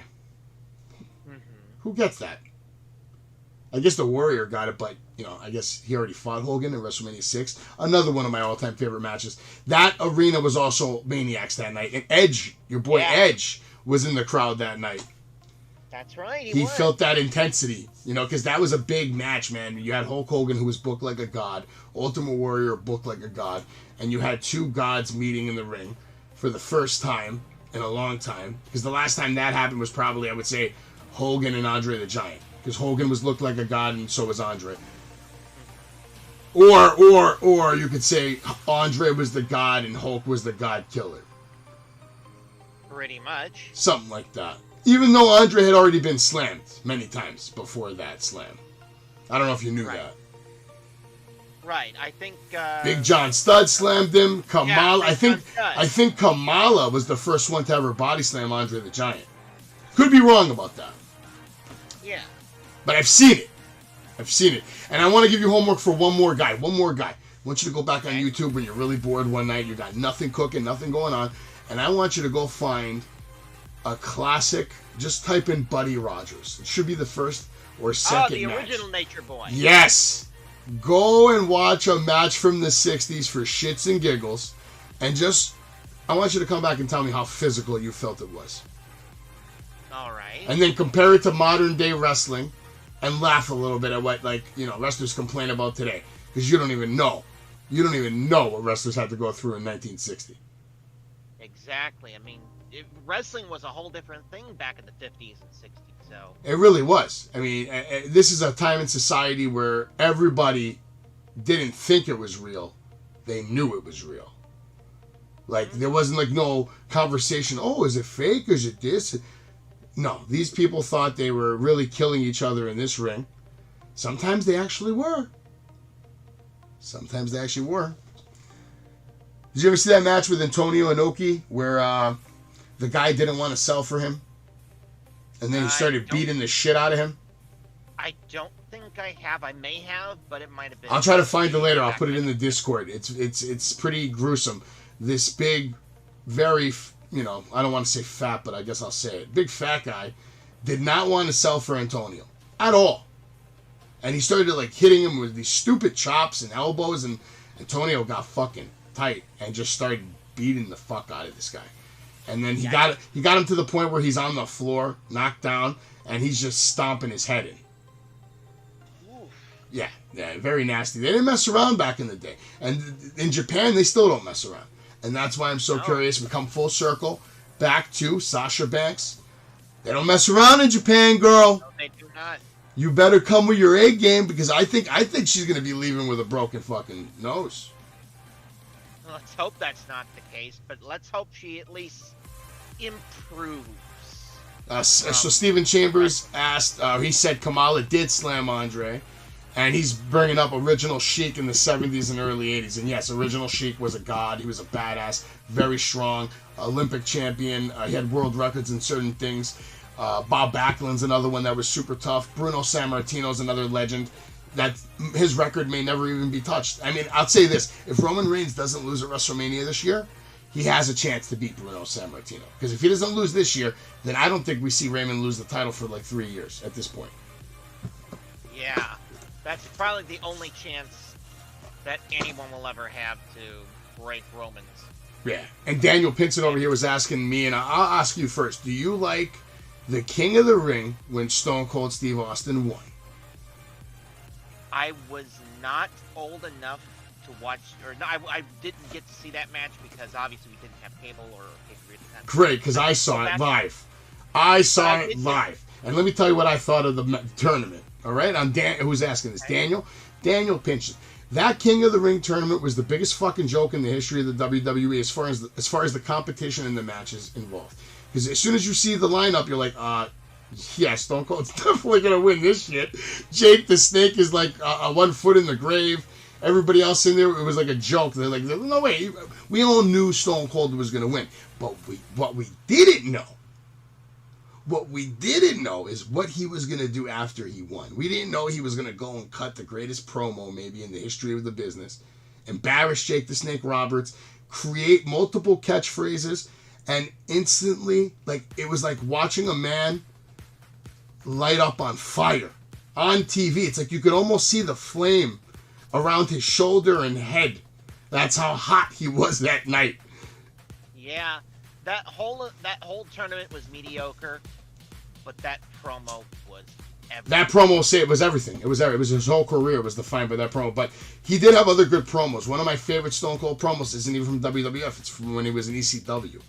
That promo he did when he was pretending to be Hulkamania, Steve-a-mania, whatever, man. Wow. You could just look in his eyes. You could see it in his eyes, the passion. And that he has that thing that, you know, some people have and some people don't, unfortunately. Some people have it and some people don't. As far as wrestlers go, you know. Well, with a lot of things. Some people just have it, just like basketball players. Some people are just great at basketball. There's no question about it. You see them, you're like, he's got it. Some people, not so much. Same thing with wrestlers, man. You can see if they have it or not, man. You're watching SmackDown on Friday. I probably will. I obviously am curious to see how things go. SmackDown has been pretty good as of late. Because, of course, Triple H... SmackDown's been phenomenal lately, bro. Yeah. So bottom line is you don't want Stone Cold... not Stone Cold. You don't want Vince McMahon returning. Are you okay if he just comes back just to sell the company and then he leaves forever? Yes, that's fine. If he sells the company and then leaves for good, that's fine. If he goes back to creative, oh boy. Yeah. I'm reading that comment that Jose Cora made saying Macho Man was better than Stone Cold King of the Ring in 1987. Did they really have a King of the Ring in 1987? I don't think they did. What is he talking about? I don't remember King of the Ring in 1987. Are you talking about the WrestleMania 4 tournament? That wasn't a King of the Ring tournament. That was a WrestleMania 4 tournament at WrestleMania. And Hulk Hogan had to come and steal the spotlight from Macho Man at the end of the night because nobody's better at knowing exactly how to get the camera to work than Hulk Hogan. That guy knows the camera spots better than anyone in the history of the business. He knows how to stand it exactly where he needs to be, when he needs to be. Exactly. But, what else did I want to say? Yeah, there's 4 hours. Steven Chambers says 4 hours of wrestling tomorrow night. SmackDown, Rampage, and Battle of the Belts. Maybe I'll do a live play-by-play. Sometimes I like doing live play-by-plays, but it's harder to do the play-by-plays on the TV shows than it is the pay-per-views. Like on the pay-per-views, it's more fun because you're just calling matches. I don't like calling promos and calling, like, you know, commercials.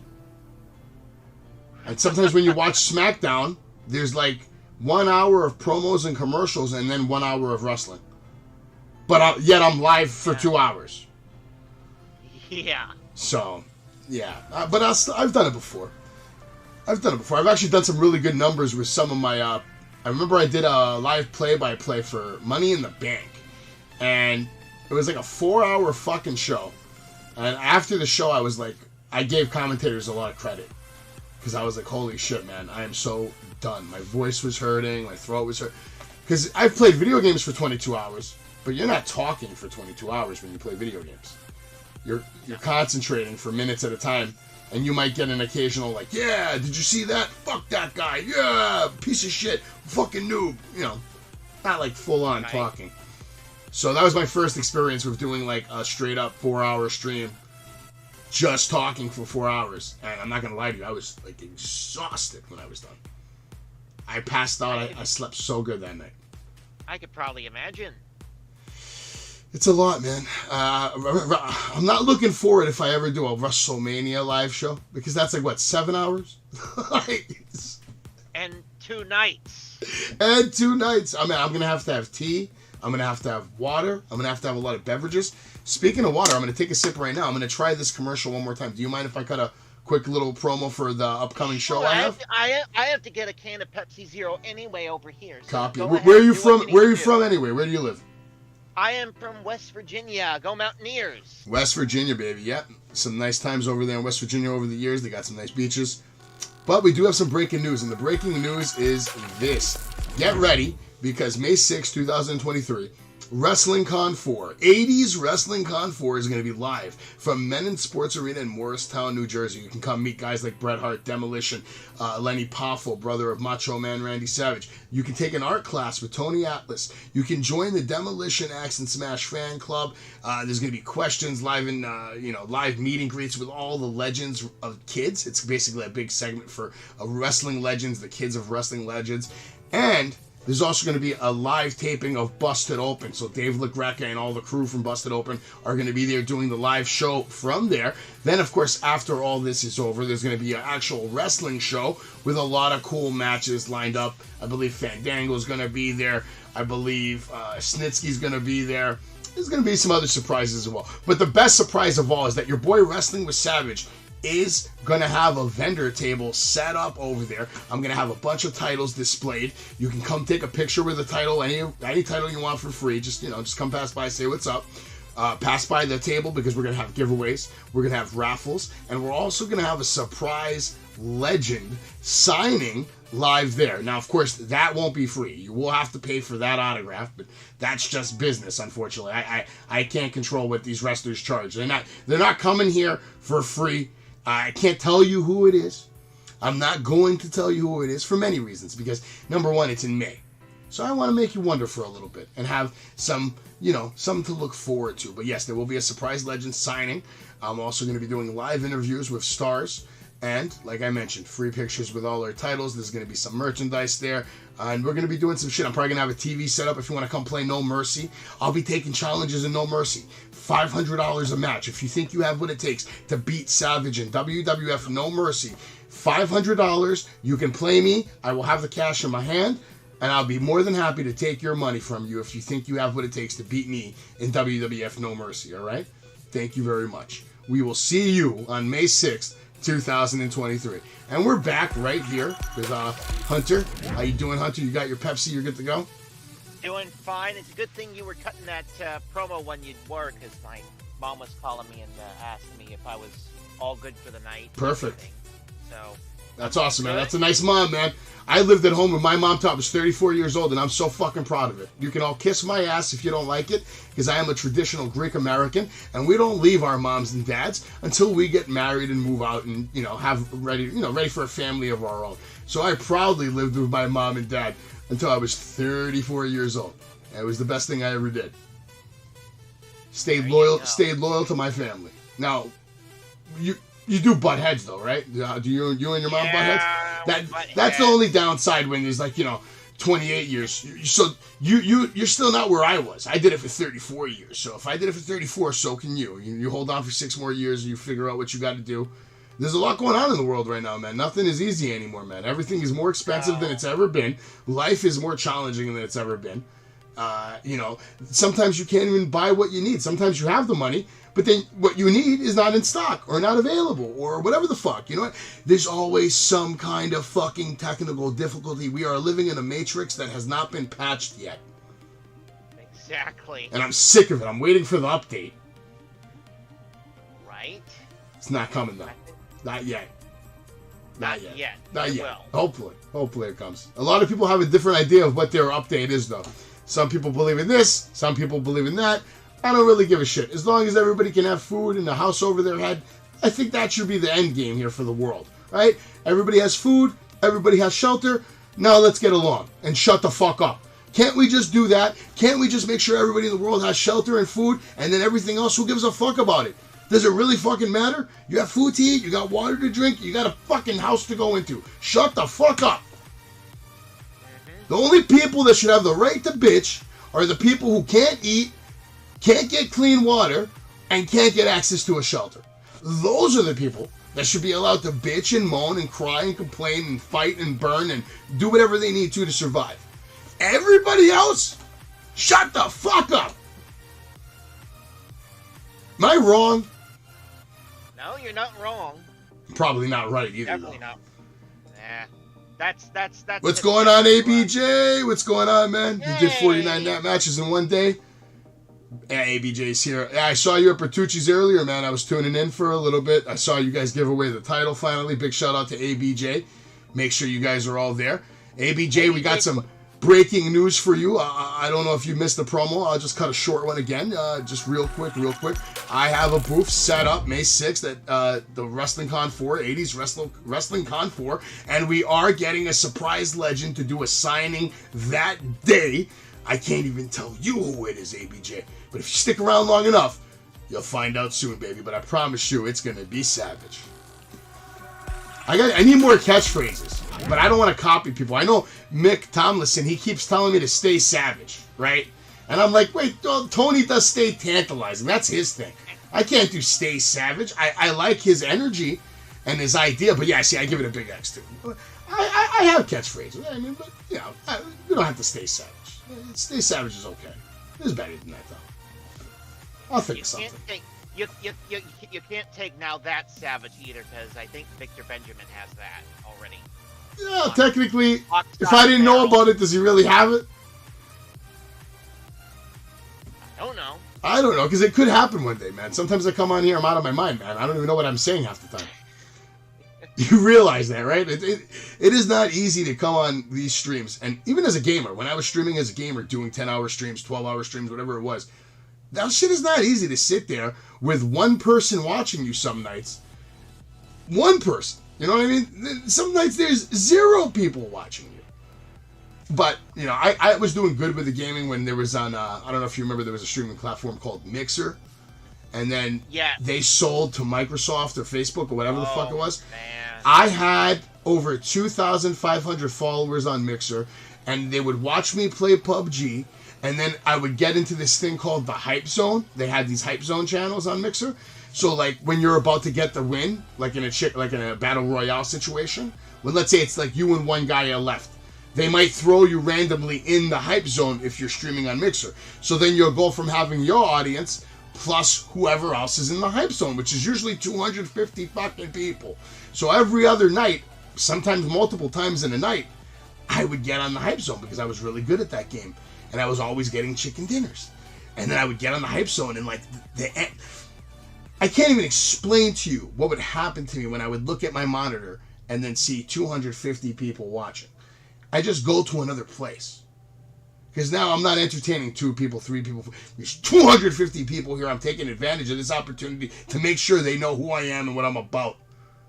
And I would try to entertain them, put on the show, and get the win all at the same goddamn time. Sometimes I would be playing trailers. They used to yell at me about that at the Mixer. They're like, listen, we put you in here. It's the chicken dinner. You can't be playing trailers to your channel. God damn it. Play the game and get the win. And I would still do it anyway. I would put trailers to my channel because, like, right after you're done watching this fucking trailer, I'm going to get up and I'm going to shoot this piece of shit in his fucking head, and there's nothing you can do about it. And, like, I would do shit like that. You know what I mean? And I would get so many followers. I got, like, a great community. And then they just go and say, fuck your community. It's gone. Yeah, and this was all after the whole controversy. I don't know what it was. I think it was, like, something to do with Ninja or Dr. Disrespect. One of these major streaming personalities, I think, fucked it all up for everybody. Yeah. I don't know exactly what happened. Because Mixer was gaining a lot of traction. And I don't think Facebook liked it. Because they were trying to get their gaming shit going. So they just pretty much took over. But when they took over, they didn't integrate anything. It just all became Facebook gaming. So you had to start from scratch. Which is shit. That's a shitty thing to do to your community, Xbox. Yeah, that's why I used to be on Mixer, you know, I only streamed like a couple of times on Mixer before they shut down. That was when I first got my Xbox.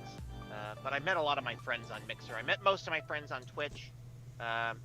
But after the whole Mixer controversy, I'm like, okay. I appreciate the follow on Twitch, by the way. As you can see, I have a decent following on Twitch. Nothing too fucking crazy. I used to stream a lot of video games on there, but lately I've been losing followers on Twitch because I'm just streaming wrestling content.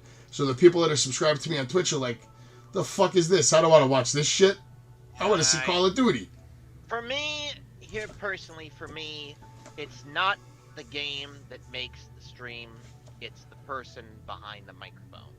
I agree with that, but on Twitch, it's very hard to get your name out there. Like, I mean, I've been streaming on that Twitch channel for like 6 years now, maybe, I don't know, 5, 6 years.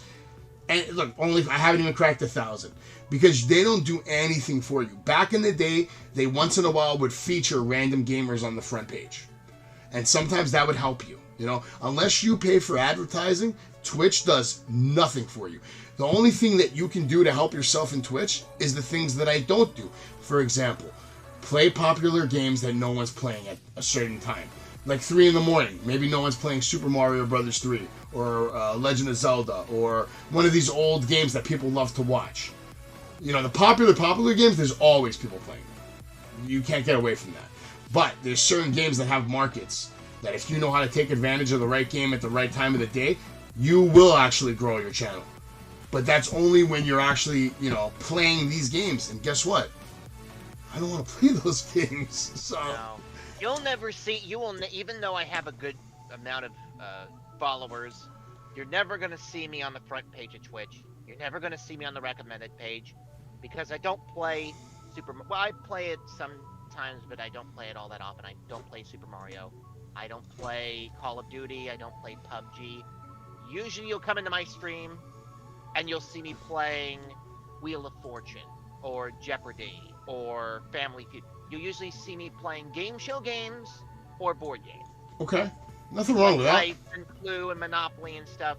I have Monopoly for the Xbox. I love that shit, but I don't have anybody to play with. So do I. I know I don't have anybody to play with. Maybe we can make a Monopoly night one night. Savage, you say you don't have anybody to play Monopoly with. But that doesn't mean that I want to play Monopoly right now. But I definitely don't have anyone to play Monopoly with. So now that I do, maybe we can have. What I would like to do is I'd like to get back to having a nice streaming schedule. That was the biggest problem when I was playing the video games.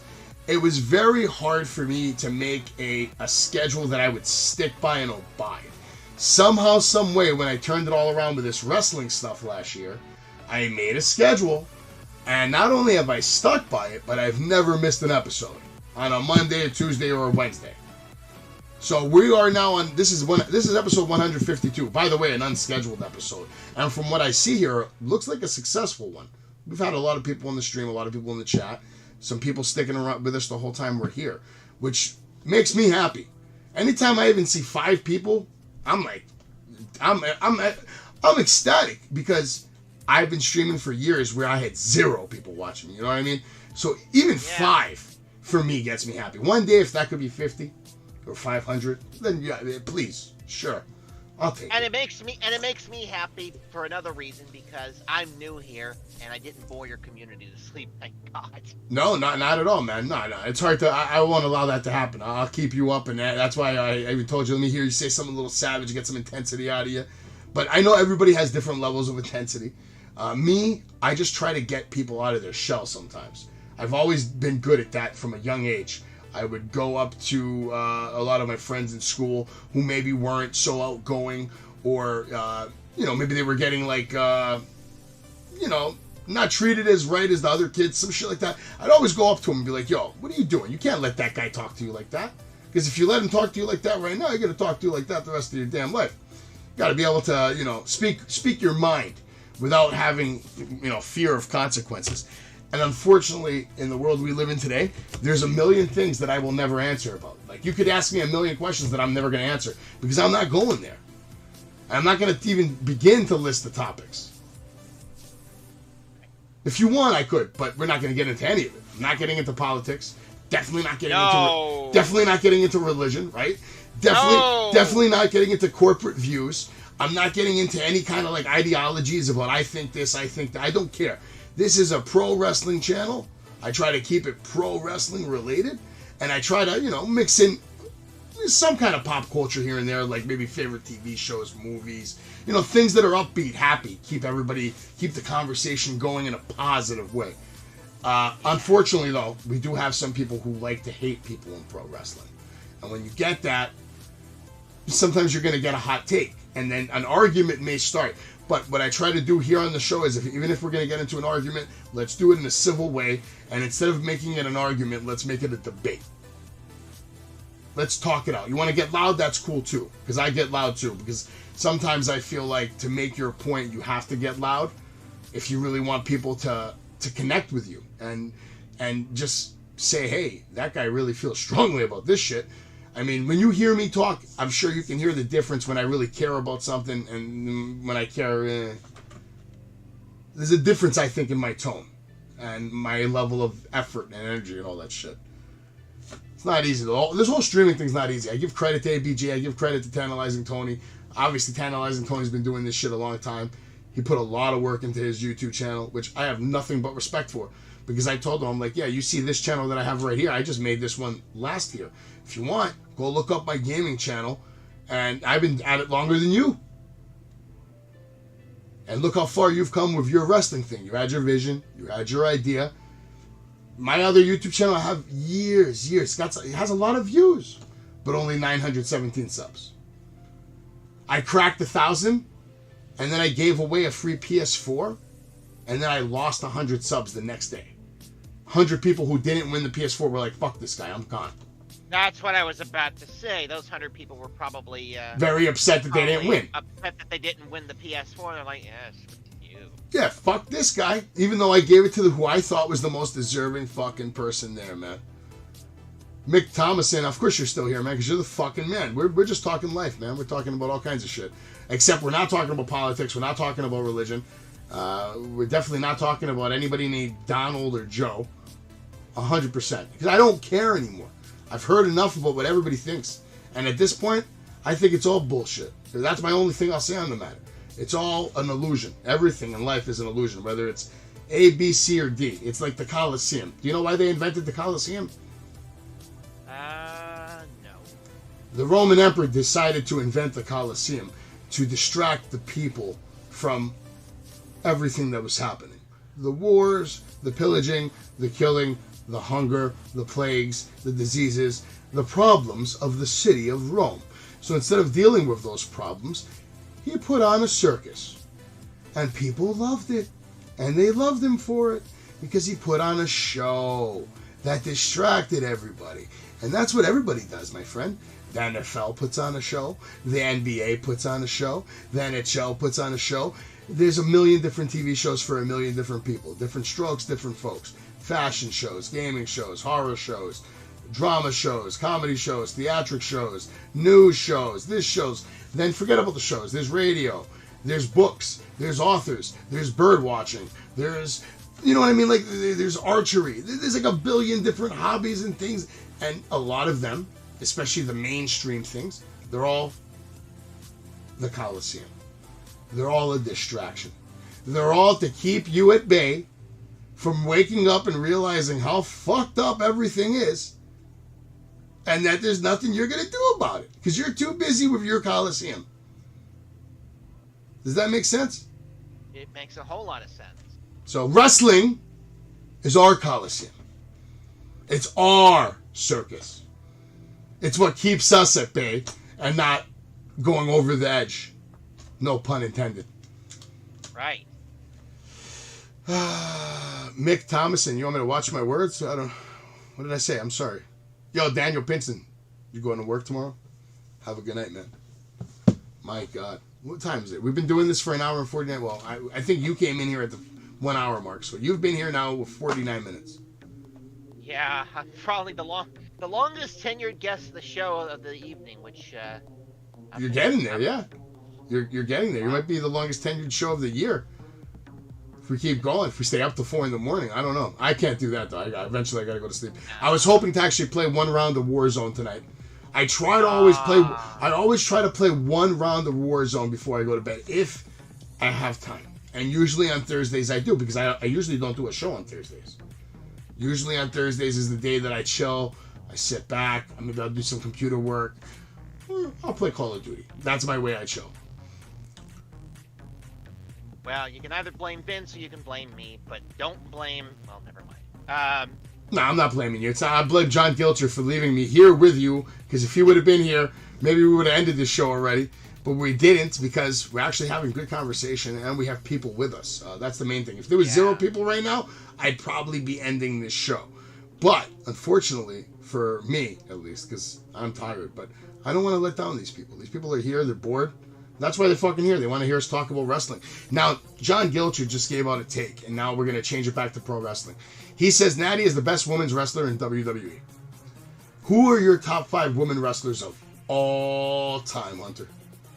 All right, well, let's see. Some of these may or may not upset people, but I'm going to have to Fuck them. Fuck them. We got 2 words for them. Fuck them. Would have to be the Fabulous Moolah. 5 or 1? Number 5. Okay. Number 4, Mae Young. Jesus Christ, man. I mean, these are 2 women who basically set the scene and paved. You're not wrong. You're absolutely not wrong. Number 3, I don't know if she wrestled or not, so if she didn't, then you can correct me, but Miss Elizabeth. I don't know if she wrestled or not. No, she was a valet. I mean, she had a couple of programs in the ring, but if you want to rank her as a top woman of WWE, I'm okay with that. This is your list. Number 2. Number 2 is a tough one, but I would probably say Layla. Layla was all right. Okay, I know you're... Yeah, Layla. Okay. Yeah, remember, this was during my post-2010... This is literally the craziest fucking list I've ever heard in my life, and I fucking dig it. Who's number 1? I gotta hear who's number 1. Number one would probably be Mickie James. Okay. My new top 5 as of today, after I was rethinking it from yesterday. Charlotte Flair... And this is not top 5 greatest of all time. This is like 10 years from now when it's all said and done. This is who I think is going to be the top 5. It's going to be Charlotte Flair, Rhea Ripley, Mickie James, Trish Stratus, and Nikki Bella. I will say, though, Nick Aldis is a lucky guy. Yes, he is a lucky guy. He's married to a cowgirl. James. He is one lucky guy. Nick Aldis, is he signed to Impact right now? Or is he just wrestling there for fun? I don't know. I think he is, but I could be wrong on that. Nick Aldis is a shame. I mean, that's somebody that could... I think he could hang in WWE, AEW. So I don't know what the holdup is him. I want Matt Cardona to hurry the fuck up and come to WWE already. Yeah. I told him when I met him, I went up to him, I met him for the first time, like, yo, Matt, listen, you gotta do me a favor, you gotta get your ass back in WWE and become the WWE champion that you were born to be. You need to start the new Attitude Era, you know?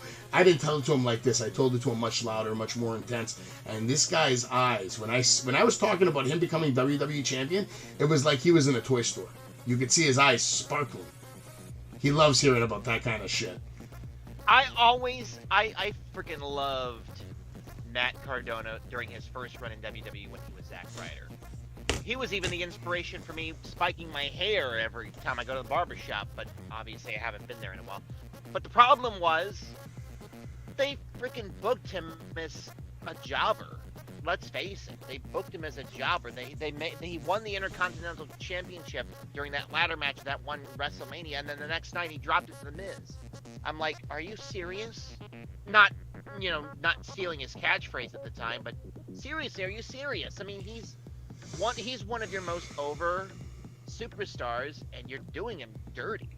Oh, they've done a lot of people dirty over the years. That's never going to stop, man. Steven Chambers kind of agrees with you. He has Moolah, May, Sherry, Martel, Charlotte, Rhea. Actually, I'm changing my top 5. It's Charlotte, Rhea Ripley, Natty, Becky Lynch, and Nikki Bella. And if you want to give me Mount Rushmore, I would actually put Mae Young on the Mount Rushmore.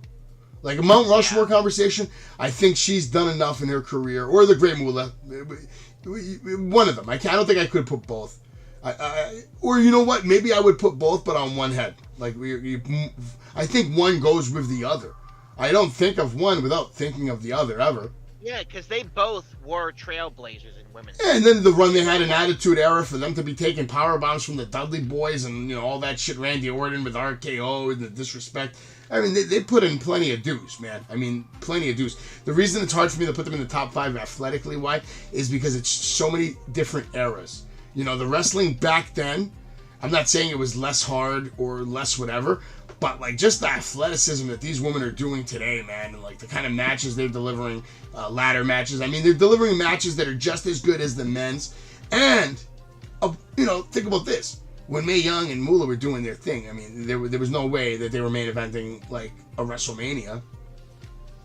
But Charlotte, Becky, and Ronda Rousey, and if somebody comes to me and tells me Ronda Rousey's the greatest women's wrestler of all time, after the match I saw her have on SmackDown last week, I wouldn't even argue with that person anymore. I feel like she has now finally paid her dues, and she's finally gotten to the point in her career where she actually really knows how to put on a match with anybody. Her and Raquel had a banger before Charlotte came out. Yeah. I love that match. I was such a fan. Everybody thought I was crazy. They were like, that match sucked. I was like, what? What were you watching? Charlotte and Raquel killed it right now. They put on a technical banger. And then Charlotte comes out and almost has the moment of the year. I'm not saying it was the moment of the year, but the fact that that kind of thing even happened on the last SmackDown of the year was insane. Definitely did not see that coming. It was. TNA, WWE, AEW, Impact. My favorite woman wrestler of all time, Charlotte Flair. Charlotte Flair. To me, her match with Natty in NXT is one of the most underrated matches of all time. Rest in peace, Jim, the Anvil. Yeah, sorry to hear that, man. It sucks when you lose wrestlers. We've lost a lot of wrestlers young. Today, when I was looking at a lot of icons of wrestling, I was actually looking through a bunch of wrestlers for the 80s. And you know what? There's not a lot of guys left, man. No. I felt so fucking sad as I was looking through the years, right? I looked at the 1980 WWF roster, WCW roster, and then I did that all the way from 80 to 89. And then just looking through all the pictures and seeing how many of them are just gone. It's like, It's crazy, man.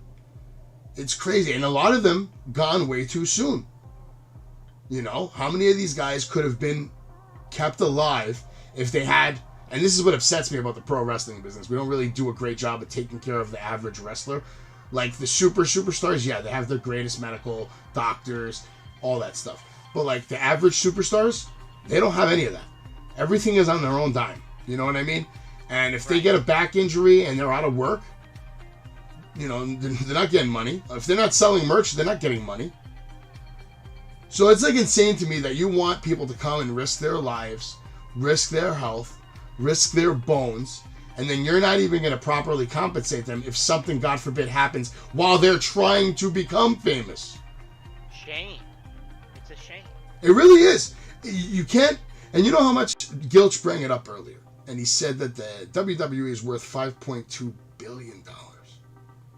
A lot of money. That's more money than the Yankees and the New York Mets combined. Do all their players and employees and staff, and they employ a lot of people. Thousands around the world work for that organization. Mm-hmm. And guess what? They all have medical benefits. They all have insurance. And they are only worth half of what the WWE is. So my point is, I feel like now is a good time where Triple H can do some changes that are long overdue.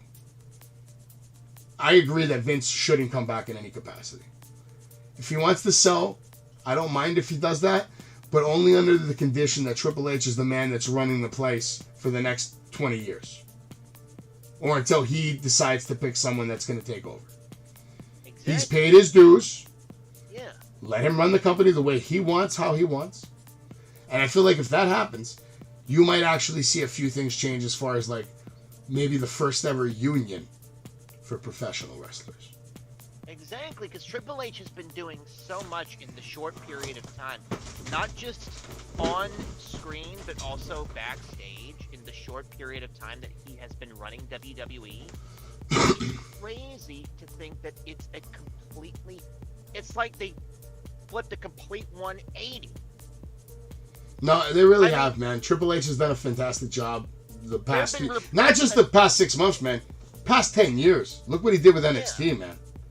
Yeah, I heard that, from reports that all of the superstars backstage, they're working together. Everybody's been positive. Everybody's been in perfect harmony since Triple H has been installed in creative. It's just absolutely, it's like they flipped a complete 180 on it. Well, I think the overall consensus is that people are actually happy to show up to work today. I mean, when Vince used to be there, people would show up with anxiety. Everybody was running around like their lives depended on, and that's not a good way to live. It's not a healthy way to live. Now, some people don't have that, like the guys that are comfortable with Vince. Once you get, once you know Vince long enough, you have a relationship with him, you're more comfortable, you don't care about, because he does like to play a lot of games and jokes. He loves to rib people. Nobody loves to rib people more than Vince McMahon. I've heard a lot of crazy stories over the years of Vince just fucking with people. He used to fuck with the Big Show a lot. Big Show was on an airplane one time, and he couldn't fit in the seat, so he brought with him an inflatable mattress, so he could lay down in the aisle and go to sleep. And then Vince comes along and pops the mattress while he's sleeping, and then just sits in the chair and waits for him to wake up, and then he's just staring at him and laughing at him. He's like, "Oh, you broke your mattress, Big Show, huh?" Shit like that, and. I don't agree with it. It's funny, yeah, but, this guy's a big guy. He's got big bones. Let the guy fucking rest, man. You can't sit comfortable. Why are you fucking with him? Almost that's like a bully. I feel like Vince has always been a bully, actually, though. Yeah, I mean... Do you agree that he's the most intimidating person in the history of professional wrestling? I would agree. It's almost as if Vince is running less of a wrestling organization and more of a sweatshop. If you think about it. If you think about how the superstars felt when Vince was in charge versus how they feel now with Triple H in charge.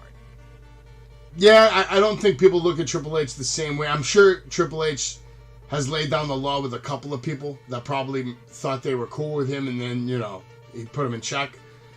Because some people probably want to take advantage of that relationship from NXT, but he can't do it with everybody, because if he does, then you're not going to have any, you're going to have problems. Because then the special treatment, and so he probably had to, I would assume he had to put some people in check. And the crazy thing is, Triple H's favorite people from NXT are probably all in AEW now. They probably are. For a few, probably save for a few of his... well, I know Adam Cole. I know Adam Cole is one of his absolute favorites. And not only is he in AEW, but he's injured. Yeah. Speaking of Adam Cole, I kind of miss Adam Cole. We haven't seen him in a while. The last time I saw him was when he won the, I believe he won the Owen Hart tournament. Yeah. And then he was holding up the title with Britt Baker. Britt Baker was the Women's Owen Hart Cup winner, or whatever the hell that thing was. Yeah, and of course they're both married. Are they going to do that again? Is that an annual thing, or was that a one and done? I don't know, to be honest. We'll have to wait and see. There's probably a lot of women coming forward about Vince McMahon Chambers, but at the end of the day, they had a long time to come forward. And the fact that they're all coming forward now, to me, it's not a good look. That's all I'll say. I'll keep it at that. I'm not saying they're right. I'm not saying they're wrong. I'm not saying something didn't happen. I don't know what happened. And as a matter of fact, no one in the world does except Vince and then that lady. That's a fact. Anything that you read on the internet is some guy that heard something from some dude about someone, and then we run with it to the races, and all of a sudden it's a true story. That's the one thing I hate about the internet and professional wrestling. The internet and professional wrestling should have never been combined, because it has ruined the ability to surprise anyone. It has ruined the ability to build any momentum for anything or excitement. How can you get excited about something when you know everything? Yeah, I was gonna, if there was no way to get spoiled or anything like the internet, I mean, I would have been completely surprised by Cody Rhodes' return to WWE. Oh, of course. Yeah, everybody, they ruined the shit out of that. We all knew it. You know, up until the moment it happened, you still weren't, like, you were 99, but you weren't 100. But still, like you said, if you didn't know anything, that would have been a magical moment. And we are, Exactly. and it's not just the internet, too. It's the schedule. Back in the day, there was 4 pay-per-views. You had Saturdays for superstars and 4 big shows a year. And they would build storylines up 3 months at a time. You know how excited you get for a match when they're building it up for 3 months with, good vignettes, promos, a couple in-ring segments. Now what do we get? We get like 4 weeks of promos maybe, at most. And most of the time, not even that. Because sometimes they skip 1 week or they come the week before. They call it the go-home show before the pay-per-view. And we already know what's going to happen. Everything's too predictable. That's why I'm glad Triple H is here. I felt there's been less predictability ever since he's arrived. Because there have been some things that happened, like that, you know, Bayley coming back. That was, to me, that was a great moment, actually. I was happy when Bayley came back. But that didn't last long. Because we have dumpster fire control. Whatever you want to call them. I don't know. I love them all as individuals. But as a group, they are horrendous. Yeah. It's not working for me at all. I don't think they're over at all. If anyone in the chat disagrees, I want to know why you think Damage Control works. Are you a Damage Control fan, or would you rather see Bayley by herself? Because I know me, personally, I'd rather see her by herself.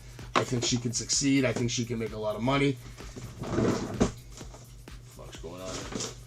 I'm always looking for something, man. Don't you hate it when you can't find something? Yeah, that happens to me. And then, like, you go to the bathroom or something, and you come back and it's in your face? Yeah. It's even worse when you can't remember what it is you're looking for, and then suddenly, all of a sudden, you see it, and then you say, oh, that's what I was looking for. No, I know one thing worse than all of that. How about when someone else asks you, where is this thing that they lost, but yet they believe you know where it is? Oh, trust me, I've had that happen more times than you can count on your fingers. Yeah, to me, that's the worst. My wife loves to always say, what did you do with my this? Or what did you do with my that? And I don't know what this or that is, but I definitely didn't fucking touch it. And I definitely didn't see it. And I definitely don't give a fuck about it.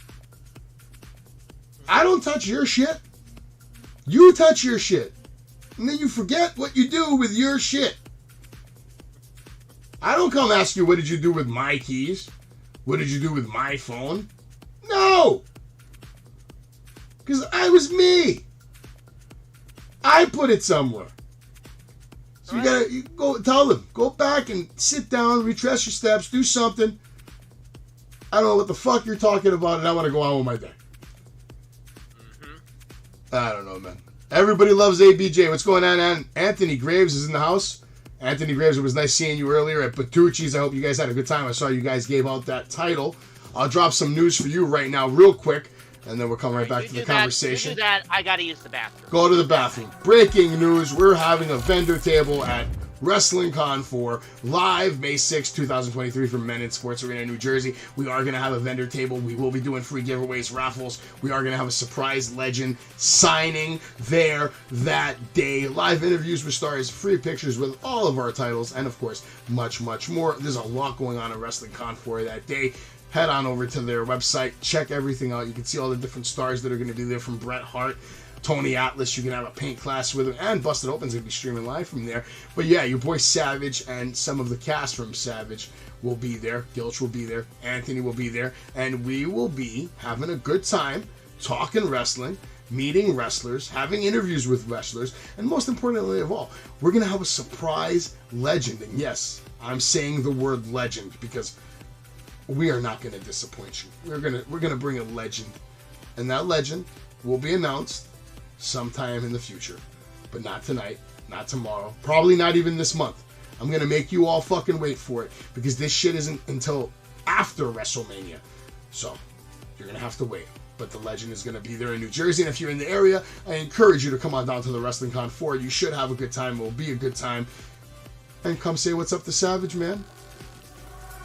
And we're back, but of course, Hunter is not back yet, but that's okay. I'm back, man. He's wrestling somewhere. What a blast, brother. This is awesome. Appreciate you. Yeah, man. All right, he's back. He's back. Game show time. Here I am. All right, I'm gonna ask you a quick question. If you get it right, I'm gonna think of a prize to give you. Okay. All right, you have 10 seconds to answer this question, and I'm only doing that so I can make sure you don't Google search it. Even though I trust, even though I trust you won't do it. Okay. Yeah, I don't Google answers. Mick Foley won the championship on this same night not this night, January 5th, many years ago. Okay? Okay. In that match, someone attacked The Rock with a steel chair. Who was it?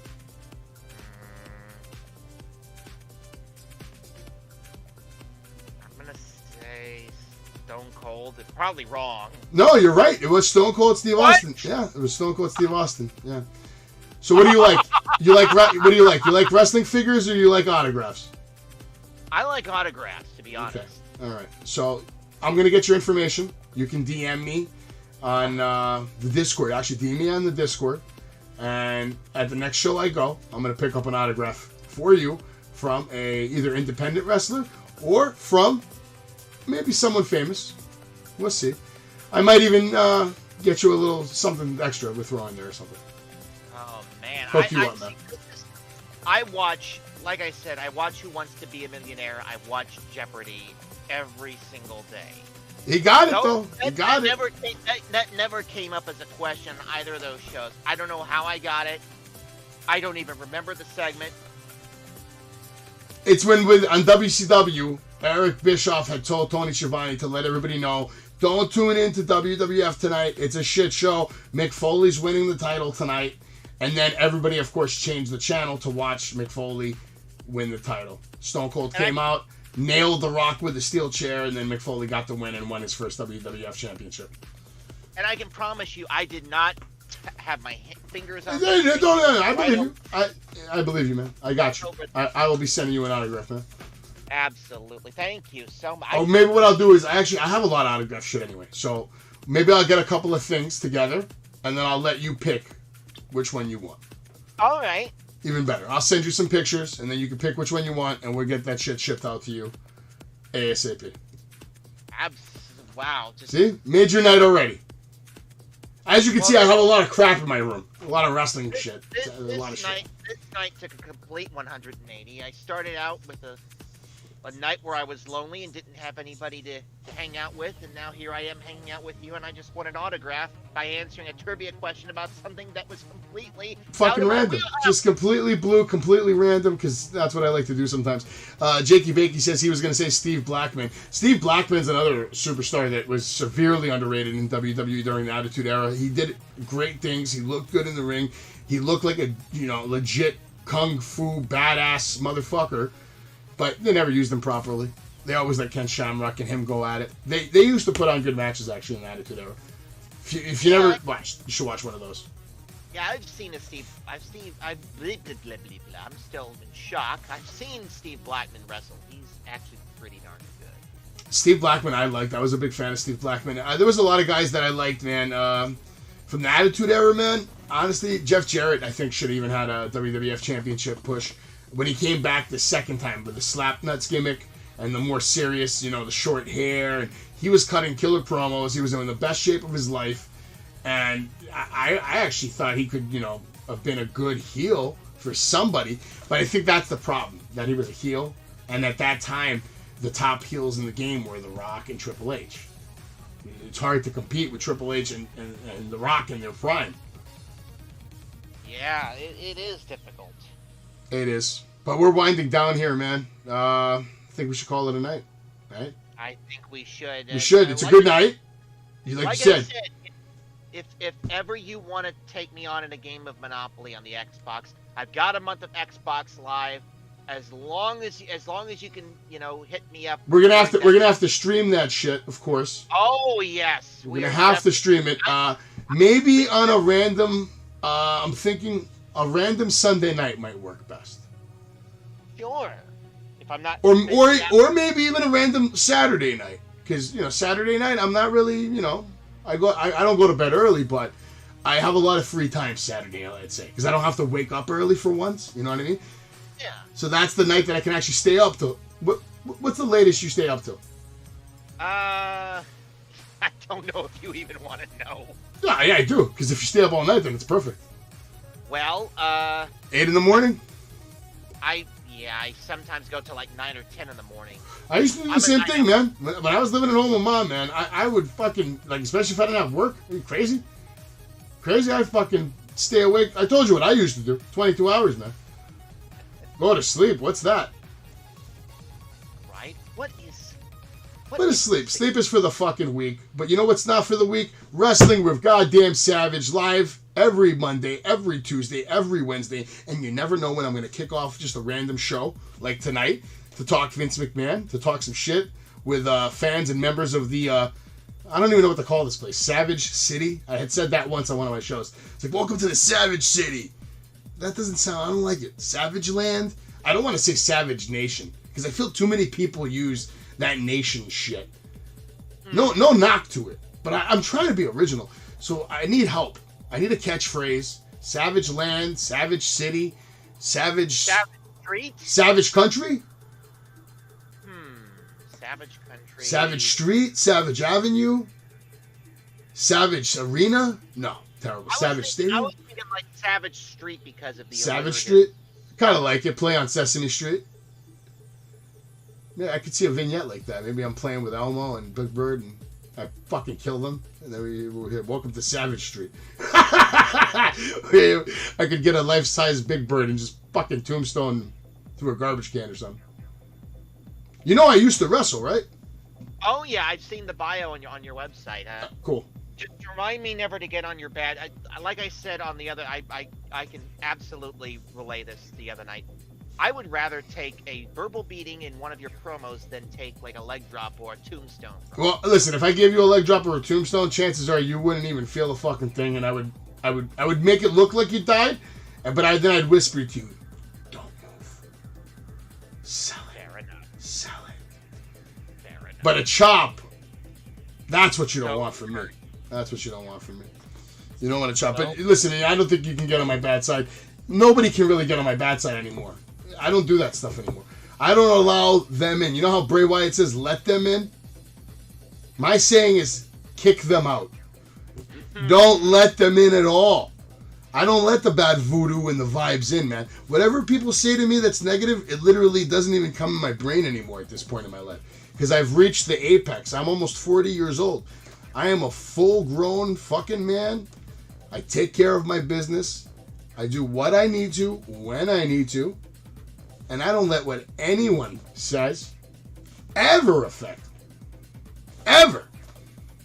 And do know that I do this without the full support of my household. Because my wife is not a fan of the gaming and the rest of it. She's become much better with it over the years. But it's not her cup of tea. Like, I can't go in there and talk to her about Legend of Zelda. You know what I mean? We're not having that conversation. So, I have to do this without letting anything faze me. And when you don't have the proper support, it can be very difficult.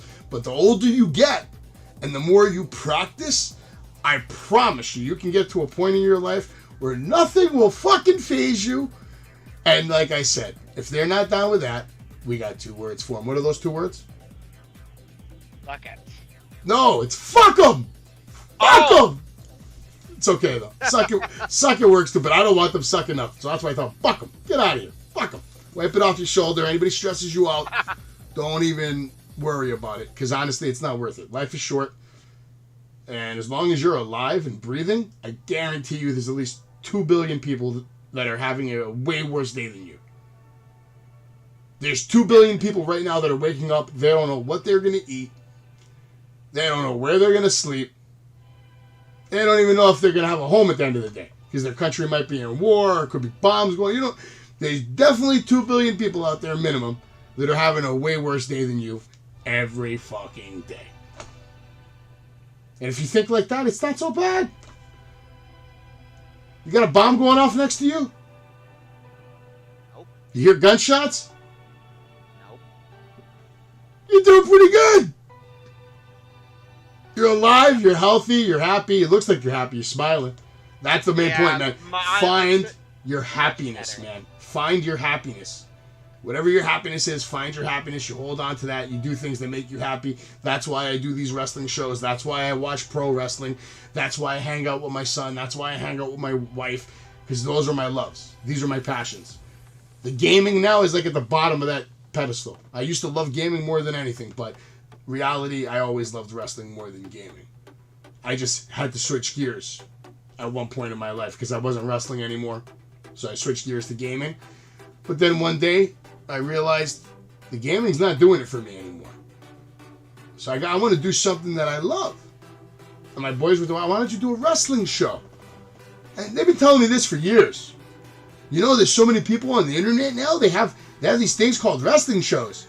I see them, they get people watch them. I don't give a fuck. I don't care. And then one day I said, why don't I care? So I started watching wrestling podcasts. And that's how I fell in love with it again. I started listening, no lie. I listened to Jim Cornette first. Then I listened to a couple other podcasts here and there, and then I started listening to Busted Open. And that was it. I was hooked. I was fucking hooked. I'm like, yo, I gotta talk wrestling. Because wrestling is something that's been a part of me longer than anything else on this planet.